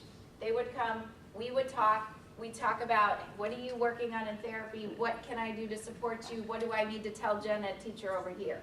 What are you doing? What am I doing? What are we doing? Blah, blah, blah. And to help with that, I had in my classroom, which was the size of a closet, I had this stack of agenda, again, issues up on the wall. And so we all sort of had similar office space, in the same kind of wing of the building. And so if related service people had an issue, they'd come and write on the related service agenda, just so we had running track of what we needed to talk about. I met with my paraprofessionals once a week. Actually, they all came and checked in with me first thing in the morning. They would come, I had like the things that they'd come get their marching orders for me. So they'd check in usually in the beginning of the day and at lunch. And I was providing services, I either was pull out, so they'd come to me, or I was pushing in the classroom a lot. So I had my own minutes that I was doing with kids too. Paras, that was a little bit trickier. So this is how we did that one. That we met on Friday afternoons, usually when there's not a whole lot going on. If the students could stay in the classroom, if the gen ed teachers were cool with the students staying in the classroom without the paraprofessional, that was great. If they weren't, the para would bring the kid down to my room, and we usually had some activity that was going on that was fairly, independent practice stuff that they could be doing on their own. And the paras took turns rotating and being sort of they would be in the meeting, but they'd also be like making sure everybody was doing what they did. And we just took turns doing that, okay? So we met once a week that way. And again, I had like a list of, I had a agenda sheet for paras. So if they had to write something down, we would know what was going on, okay? In addition, because we had the system of teachers having to turn their lesson plans in every Friday already in place, I went and begged and brought candy and schmooze and made sure that when my gen ed teachers turned their lesson plans in, they made a copy for me. I also schmoozed and made sure that I had a copy of every textbook that the kids were using in the class, and I had these piles of textbooks. That would allow me to adapt stuff and then hand it to people saying, this is what we're doing here. What was cool is as we got underway, about midway through the school year,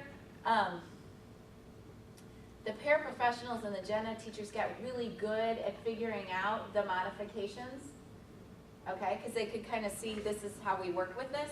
And so that part of my job got a whole lot easier because they'd say, no, we got that. We got that, we're cool. You're gonna do X, Y, and Z. Yeah, okay, we got that, no problem. The other thing that was really neat that was an aside is there were other kids either with disabilities or, the kids that they're just really low functioning, and you try to get them evaluated for services, and they do, and they never qualify. Okay, so we had a lot of those, and so a lot of the modified materials and the tests that I did for my other students, teachers would say, could I have those for Johnny, Susie, and Betty over here? I'd say, yeah, sure. Okay. So that's how that worked, but it took me setting up those systems to allow us to talk to each other like that. And by the end, while it did have its blips and bugs and stuff, I had many gen ed teachers come and say, you know what, this is what it's supposed to, okay, we wouldn't do this another way. Now we see how it's supposed to look, okay? But it's you kind of making those inroads to the different parts and making sure that they all work. And it's a ton of work. Somebody said, I was running to somebody, she said, we just need to get you roller skates. So you can, okay? So that being said, are there any other questions related to these items that are sticky for you? I have a question related to, when you said when you made modifications and then used the modifications for other students. Recently it came up, I can't remember who I was talking to, but a teacher had said that if they made modifications for the other students, that it could not be, lack of better words, counted or considered as a modification for a student that was, say, in a past meeting being recommended. Okay. Is that true? Is that something new? I don't know. Has anyone else heard of that or been known? I would just say it's good differentiated instruction, which is what we're supposed to be doing. Right, but if you're considering a student and you're trying to collect data for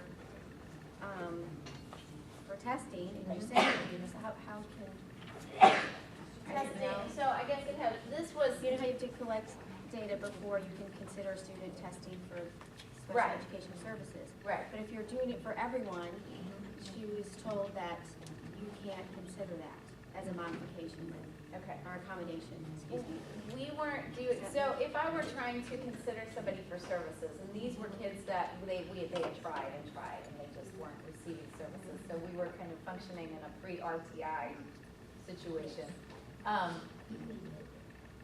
If we were truly trying to get them evaluated for services, we would not be providing those modifications. We would be providing them with what everybody else was doing so that we could show that there was this giant discrepancy between their performance and everybody else's. Does that answer the question? Yeah. Okay. But I get what you're saying, and that's not what we have to do. Okay. Okay. So I would say, providing those modifications to students who need it, it would depend on your district, but looking at universal design for learning and what that's supposed to do, and the fact that we're supposed to be differentiating, what you're saying here doesn't jive with what we know is best practice related to that. So I don't know how That's what I was that's put thinking together. too. Yeah. I'm thinking maybe the teacher just misunderstood what was said. And I'm in Rockwood, and if you provide modifications, we have to do their report cards with them, and if you give them modified programs in their classrooms, they don't get graded, it just says modified. For your special ed students? Yeah, For- it's for my special ed students in the Rockwood report cards, but if other kids are getting modified programs, they won't get a grade in the class. Any grade at all?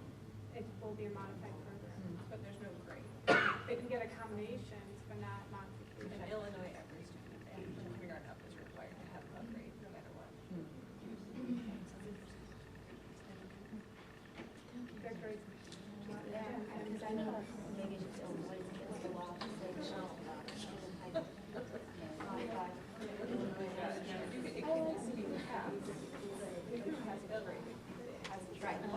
Right. Okay. So, when we think about forming a team, we have to decide who's on it. We need, some of these, it sounds really straightforward, but people don't do this. And then people have problems and wonder why. So determining roles and responsibilities is something that's really, really important. Sitting down and saying, okay, who's going to be the one who makes sure that we all communicate with each other? Who's going to be the one that makes sure that lesson plans are given to whoever to modify? Who's responsible for the modifications? Who's responsible for making sure that everybody is trained and knows what to do with regard to the speech goals that the student is working on? And to go through that very deliberately. because some people are not aware that they need to be doing this. Sometimes there's a lot of overlap, which can make people uncomfortable or produce problems because is it your job, is it my job, is it both of our jobs, how are we doing that? But really sitting down and saying, okay, here's what we need to do and here's who's gonna take the ball on it and revisiting that periodically, okay? Because lots of times there are new tasks that get added in, and if you don't say, okay, well, whose job is that, that can get lost, all right? This is a really, really dumb, it's not a dumb example, but I remember at Litzinger especially, there was always this, one of the roles that is not discussed, or one of the responsibilities that's not discussed, and it's just defaulted to paraprofessionals no matter what, is if there's cleanup of bodily fluids, right? And paras hate that. Not that they don't want to do that, but they don't want to be the person, so-and-so threw up again. So-and-so is snot on the floor. So-and-so is whatever. Okay? They resent that so badly because, first of all, it's never discussed. It's just like, yeah, you got that. Okay? So having that conversation of when somebody barks or poops or whatever, whose job is it to do that? Who calls the janitor? Sometimes you have to clean it up, but who's doing that, right? And we had a thing in my room. We just took turns, and it became a joke. It's like, it's mine, it's mine.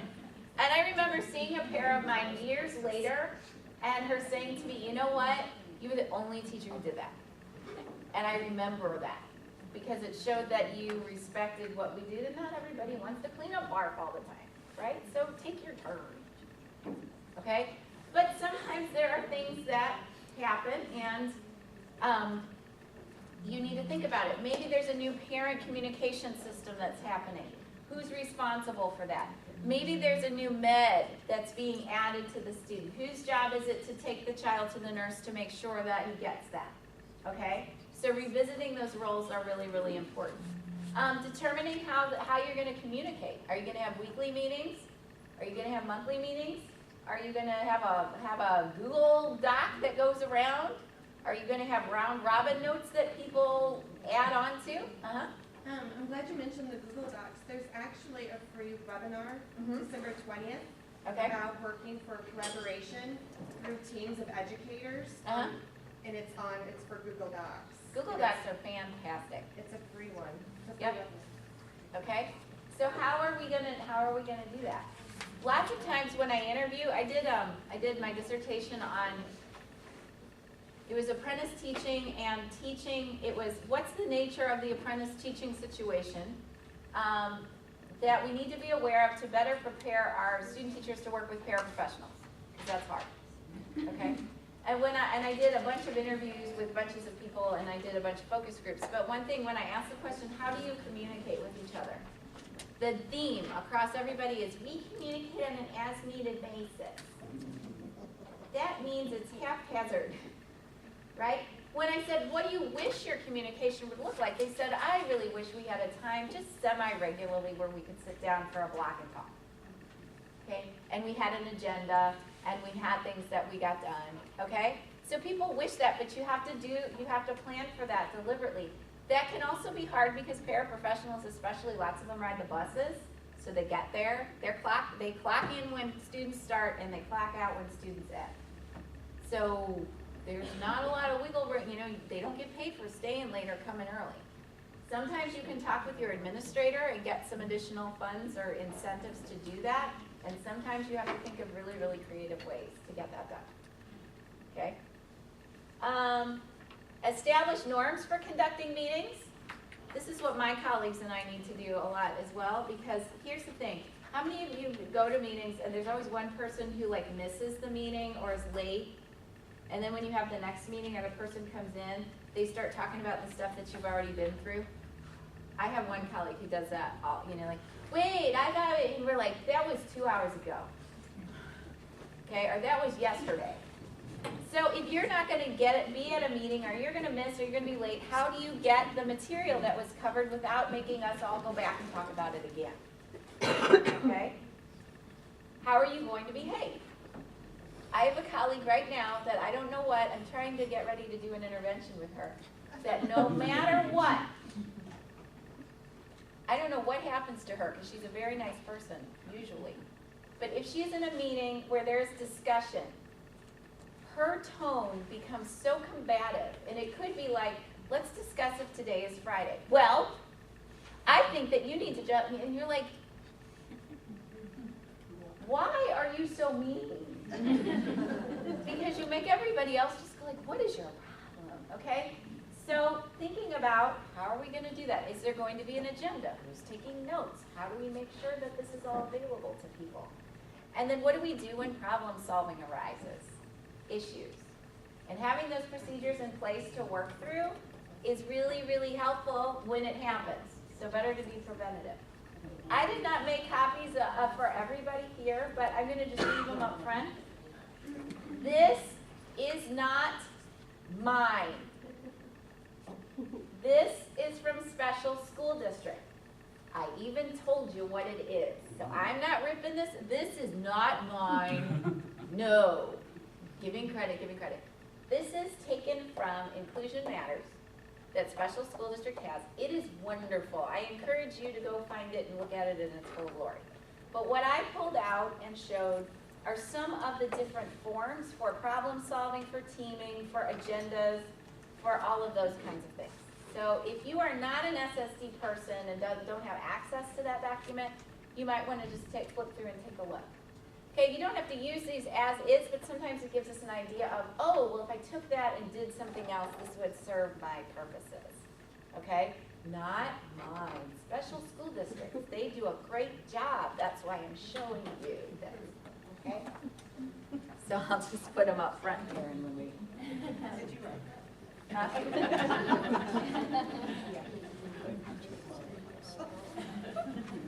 Okay. I want you to, what time is it? 3 o'clock? 2:20? I mean for you. Oh, I think I said the wrong thing. Okay. I want you to look in your green sheet, flip over. And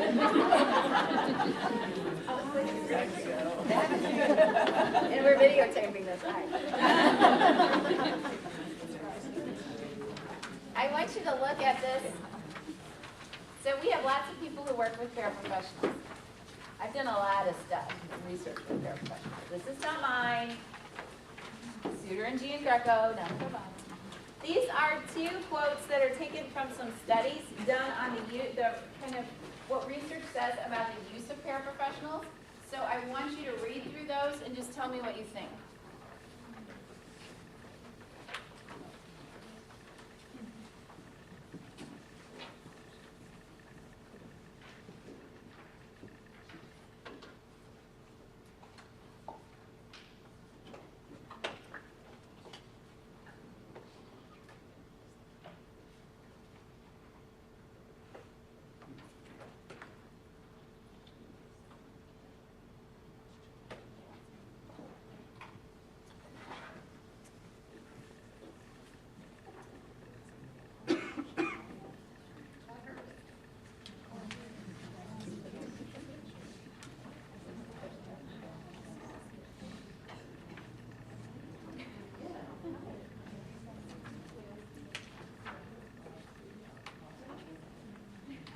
So what do you think about that? How many of you who work with paraprofessionals can say honestly that they are used, that they fit the criteria outlined in that first paragraph? They have a supplemental instructional role, they're explicitly trained, they receive ongoing monitoring, supervision, and feedback. Good. Anybody else can say that that works? We have that? I would say true, but not true. But where, in like the ABA world. And it's just a matter of how many hands I have. Oh, sure. And how many minutes have to be met. And how many of you can say that you feel like, and Paris, chime in here too, that there's some job responsibilities or some level of responsibility that they have that really is beyond what they should be having. Yeah, okay? And sometimes it's time, and sometimes it's logistics, and sometimes it's lots of stuff. People not knowing that this is what they're supposed to do. But this is what research says. If they're not meeting these, then you're gonna get stuff that happens in the second paragraph. Okay? When you read the first, whose responsibility is to make sure that they have all of that? Sped teacher. And it comes down, yeah. And that's hard. And you know what? Administrators do us a disservice as sped teachers too, because they don't get this. So you have a lot of problems and lots of kids and whatever, and what do? They give you another aide. The workload that goes into getting that aide up and running it's like having another student just in a bigger body. I mean, yeah, we're doing different stuff, but the amount of work that goes into that is just as much as when you're planning instruction for a kid. So you, and you know, this lovely person, 6, you have 2 classes going on. You have an adult class and kids, okay? And administrators don't understand that. Good. What are you gonna do? I'm an area coordinator. Okay. Okay. And so how does this? So when we hire people, I mean, sometimes as frustrating as it is, I interviewed over 70 people to get 3 paraprofessionals because I couldn't put a paraprofessional in there that my teachers were going to have to spend more time with paraprofessional than they are with the student. So, and then I put training in place, and I think a lot of us try to do that. And a lot of us, I mean, God bless you for doing it. A lot of times that doesn't happen too. So. Who provides the training to? The paras or to the teachers to help the paras? Both. Because I'm like a new teacher and I am kind of lost on how do I talk to this teacher who's been, or para who's been for 25 years and she's seen everything. And I'm a third-year teacher kind of, and she's a person, I'm lost on that. And then, you know, I communicate with her, then it turns into I'm attacking her. Yeah. Because she thinks, how could you know anything when I've been here for this long? And Yeah. So are there trainings on that, like, or is that just what I need to learn how to do? No, but it's a giant theme. This was a giant theme in the research that I did too. It was like, gee, this person's old enough to be my mom, and I'm supposed to give her instructions, and I have no idea how to do that. And she's been here 57,000 years, and really knows a lot. And so the trick that I came up, and I got this actually from the paraprofessionals who participated. They said this: tell us that, and tell us that you feel weird. And we're cool with that, for the most part. So I actually have a script that I give my apprentice teachers going in, and I say, you must memorize this and give this to your paraprofessionals by about week 3 of your, and it goes something like this. I know that you have been here longer, and I know that you are older than I am. Well, maybe not that. You've been here longer, and you have a lot of experience, and I'm really excited to be talking to you about that. But I'm trying to learn, and in your case, but I am, the buck stops with me as the teacher. And so I'm really hoping that we can work together to support students, but just know that I feel weird about that. It's awkward. And so I don't know if you have any thoughts about how we can make this less awkward. And for the most part, paras appreciate that and go, no, it's cool, honey, that's fine, we'll do that, okay? But that is the one, it's the age difference was a huge, huge theme. And most of you new teachers guarantee that unless you're in a really wonky situation, you're gonna be working with paras who are older than you are. I was in the classroom for 11 years, and what I did, because all my paras were older than I was, and had more experience at the time, and what I did was at the beginning of the year, or during the year, whenever I was like finding a new skill that you needed to work on, whether it be, you know, their verbal prompting or gestural prompting that they weren't. I would tell them about that and tell them I was having the difficulty with it. Okay. And then I'd give them like a keyword. So my parents would walk by me going, prompter, you know, just to make it fun. And we had a tally board for how many times they caught me doing it. Okay. And then I sabotaged myself. So that when I would go and say, hey, you know, too, then they'd go, you should put me up on the board. Well, then, you know, I mean, I sabotaged myself. I knew when I was doing it, but it made it so that it was an equal playing ground. We had fun with it, and they didn't mind then. Yeah. Me, you know, giving Right. them instruction, because they were giving me instruction feedback too, so. That's a great idea. That's a great idea. But yeah, it's hard, but having those honest conversations about, gee, I feel weird about this. How do we not be weird about this? But you need to know as a teacher, the buck stops with me. So if something bad happens, it's me. So, if you look at the literature here, there are 3 big trouble spots that really mess up paraprofessional teacher relationships. One is establishing clear roles and responsibilities, and a lot of it is because there's so much overlap, there's tons of job overlap.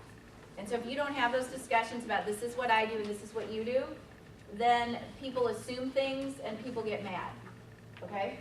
Communication systems, there's a lot of on-the-fly communication, and like logistically we know that that has to happen sometimes, but being deliberate about setting up some communication systems that are regular, that are deliberative is useful, and then effective training and supervision, having, being able to do that. So what does that look like? Oh, that's not it.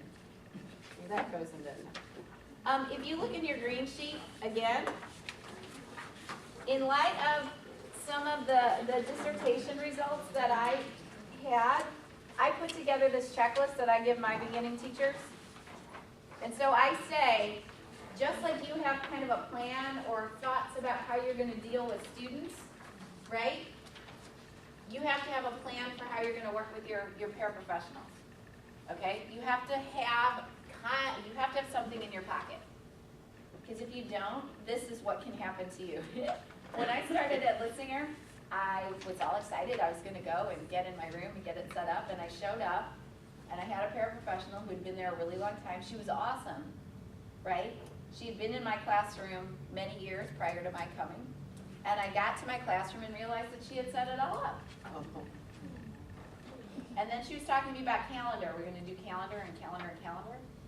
Now, I have a nice little song. I don't play it here, but it's you don't do calendar in 5th grade, right? Because my kids were like 9, 10, 11, 12, and we don't, we might do schedules, we might do agendas, but we're not doing calendar. So she was talking about calendar time, and she was really, honestly trying to be helpful, but I had to go in. I was blindsided by that, didn't have this, and had to explain very awkwardly that that's not what we were doing.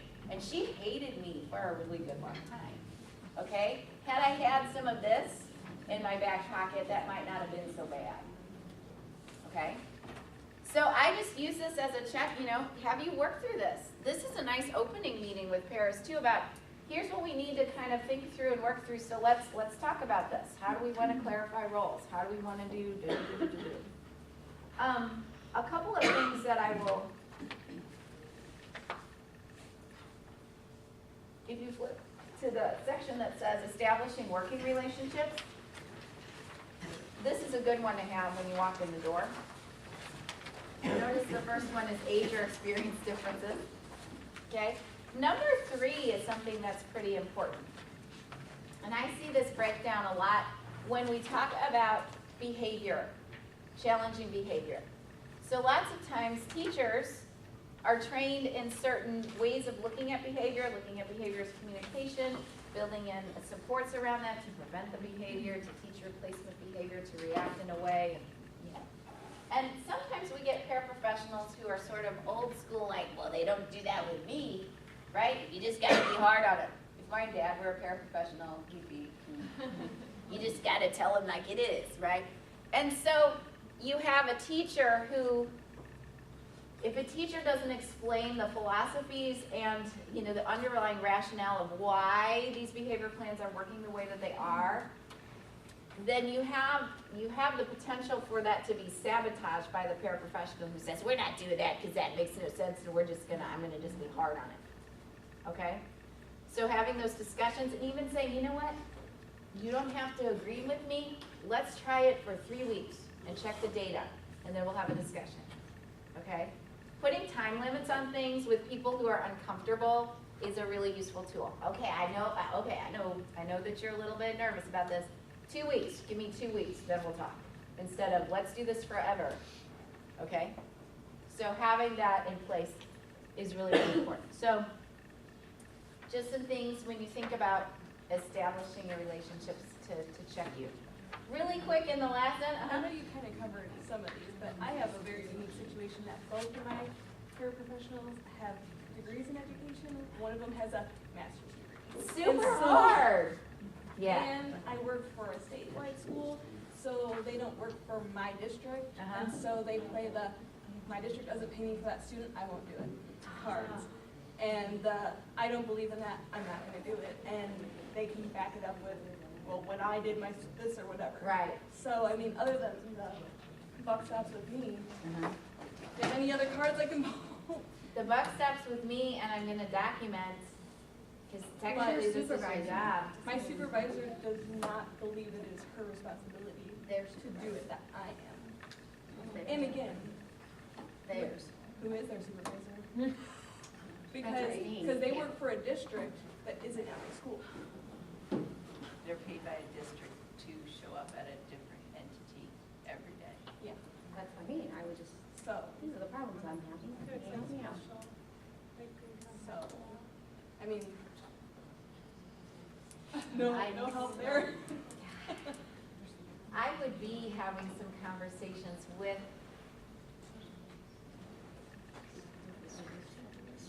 administrators, Well, God. my concern, well, I mean, I have no problem calling those administrators, but then I'm afraid that my direct administrator is gonna get upset. And I don't think my administrator is gonna go and call those people either. So. And she doesn't want to be bothered by it either. I know, probably don't have any answers, but. You regular or special ed? I'm deaf ed. So it's special ed, but it's not multiple needs situations. I am this year, but I don't have a background in that. I have a background in deaf ed, which is primarily communication and some maybe minor secondary disability. I've never had one.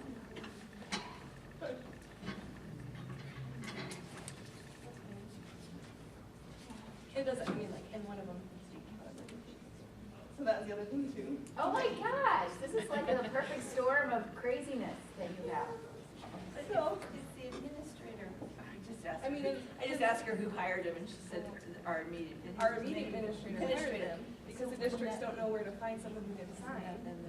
And in our area, it's not like someone in Waukegan is gonna be able to find someone in Waukegan, Illinois, or by Chicago, is gonna come down to Springfield, Illinois, to work 5 days a week for $10 an hour. Right. Right. Yeah. I gotta think about that one. Okay, well, you have my email, you can email me. I will anytime. email you. All right. Really quick, what time is it now? 2:36. Okay, okay. So now we're gonna move and we're gonna work on this layer really, really quickly. I wanna share this thing with you about establishing relationships with peers and how we can do that systematically. So we're gonna look at this idea of buddy circles. So you have this on the last page of the green. Okay. So let me tell you about buddy circles and where this comes from. We live in St. Louis City. We struggled very, very much with where we would send our kids to school, because I have two.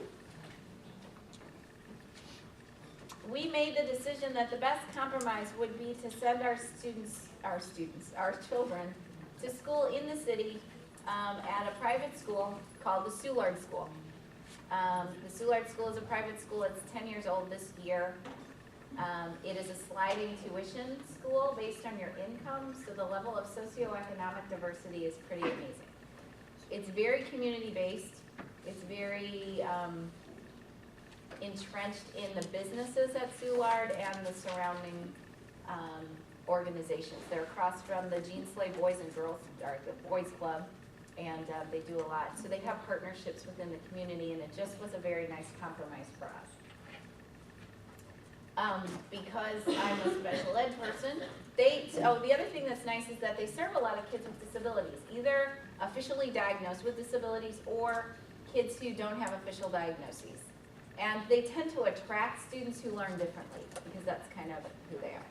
If you would talk, word on the street is they're the granola school, the thing that floors people if you go there, like students, the students take their shoes off when they come to school, and so that like makes people go like, wait. I presented with some folks in Chicago on these buddy circles, and the thing that, we got questions for 10 minutes about, you don't wear shoes, really? How does that work? Well, we don't wear shoes. So, it's a smaller school. There's a lot of combined grade levels depending on what students need.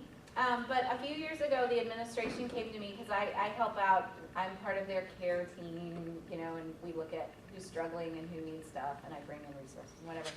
So the administration came to me and they said, we really want to do something that supports. So the administrator said, I witnessed this conversation between these two kids, and it just blew my mind, and I need to do something about it. So there was a young man, he was in about 2nd grade at the time, and he does have emotional behavior disorders, okay?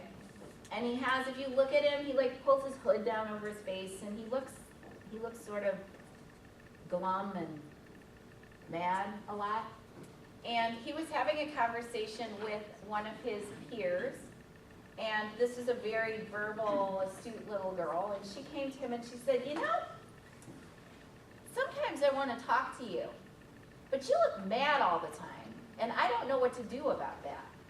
And he said, you know, I do know that I look mad a lot of the time. I'm working with my counselor and stuff about that. And she said, oh, okay, well, that's good to know. And so, like, they had this really nice conversation with each other about this. And the administrator's like, this is amazing. How do we do this more? And so we came up, how many of you know, how many of you have heard of Circle of Friends? Okay. So Circle of Friends has to do, it's used with kids with more significant disabilities, but it's about building circle of peer support around kids with disabilities, and it has this bullseye diagram and whatnot, but for the sake of time. So building circles of support around kids. So we had some discussions, and we had, about what this might look like. And we came to the conclusion that we really wanted to make buddy circles, they're called buddy circles. We wanted to make them something that was not like what those special disabled kids got, that they could be available to everybody, right? So you're new to the school, you might get a buddy circle. You're going through a tough time, you might get a buddy circle. And what's even cooler is if you are, maybe you're the center, that's the focus student. Sometimes you're the center of the buddy circle, but then somebody else, you might be a buddy in somebody else's circle eventually. Okay? So what you see on the back green page is kind of our notes for how this was sort of germinating. But I'll give you a synopsis of how this looks now. There's a tiered approach. So is everybody familiar with like RTI or PBIS? So sort of universals, and then the 2nd tier, 3rd tier, okay. So we look at the buddy circles like there. We have tier 1 circles, and we consider those short-term circles. They last about 6 weeks. They're for kids who maybe are new or just need a quick whoop support, and then we're done. We have tier 2 circles that go maybe along.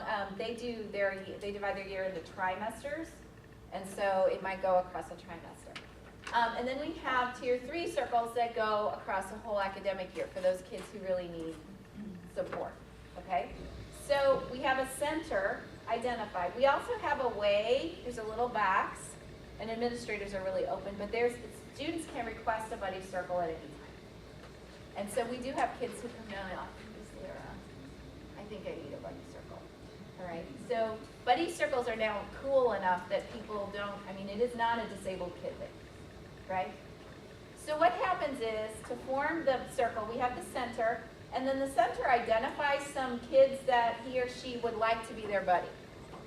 And we use some questioning to ask them about that, and it's not just who you like to play with. But if you look under number 1, we ask things like, who do you like to play with? Who's helpful to you? And who do you admire? Who has maybe some skills that you wish you had? Okay? And we ask those peers, and usually we get a circle of about 3 or 4 kids. So the buddy circles meet, they get scheduled, usually they're during lunchtime a lot, or sometimes you plug in at certain, specials, but lunchtime is used a ton, or morning time right when they arrive. And the meetings are for a half an hour. And the first meeting really is kind of a get-to-know-you meeting. But then students make a plan, they sort of identify problem areas. And they develop plans for working with them. So let me show you. So here's just some basic outlines of. So this is an outline of what a first meeting would look like. So we review what's the center, what's a buddy. We have rules like what is said in a buddy circle stays in a buddy circle, and kids really totally get that. My son was in a buddy circle, and I was like, so how's buddy circle? He's like, I can't tell you. I'm assuming that's good. We talk about what it means to be a buddy, and buddy is used in a very special way. Sometimes buddy is not necessarily the equivalent of friend. And that's kind of cool. So buddy means that somebody helps you out because it's a good thing to do regardless of whether they feel warm and fuzzy towards you or not. Okay? We do some introductions. And then we come up with some goals. So what do we need to do to help this kid? So they identify some problems, and then they build support in a couple of ways. They might say, okay, sometimes they assign the buddies to help in certain blocks of time. So when we're having morning meetings, so-and-so's your buddy at that time. And when we're at recess, so-and-so's your buddy here. And sometimes we match the buddies up based on specific skills. So if you need to ask for help, so-and-so's your buddy. Okay? And we have ways that buddies check in with each other. Then subsequent meetings really are just focused on how's it going, what's successful, what's not, what do we need to change to make things successful. Okay? And, you know, and that goes on and on. We found some really, really super interesting stuff. I'm going to show you this one thing, and then I think we're going to do it. So we're actually,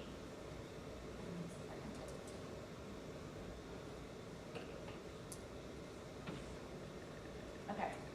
So what we're actually doing now is we're studying them. And I'm really interested, remember I told you I like executive function?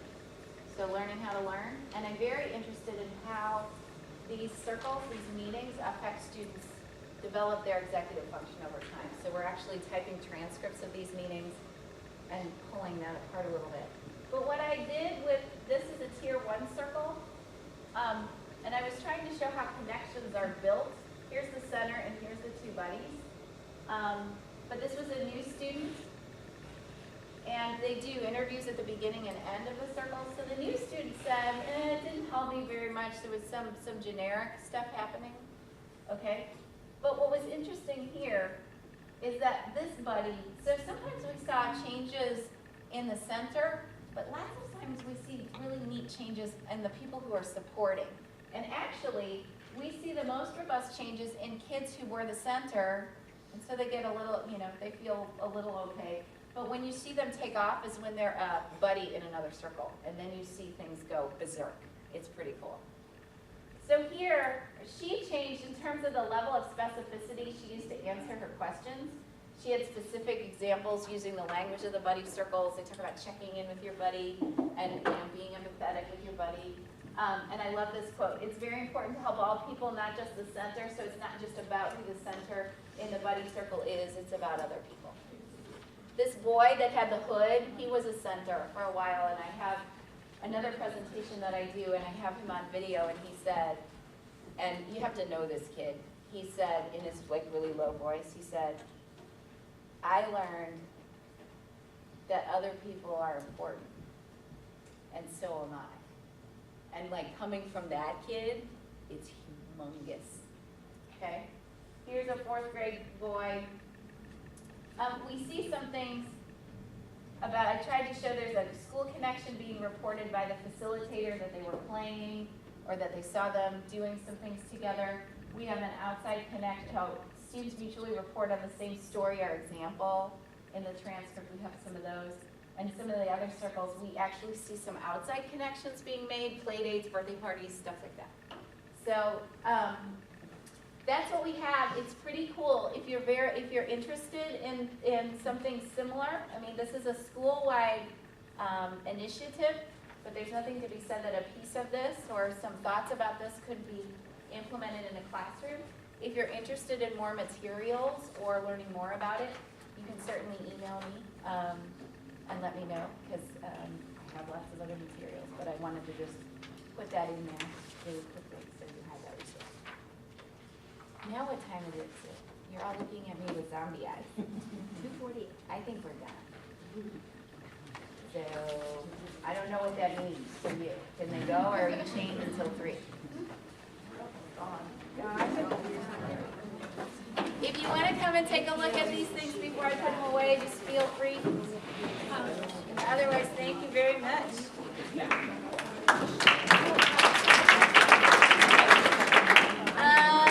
Do I have my other motivator?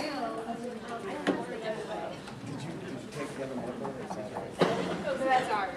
I have one. Where's the other one? Yeah. Thank you. Oh, thank you. Where did the sign-in sheet? Thank you. Oh, I have it. I took it back to my office. I will go get it. Okay. Yes. Thank you so much. Thank you. Certainly appreciate it. I'll be right back. Thank you for your computer. Of course. Find the sign check.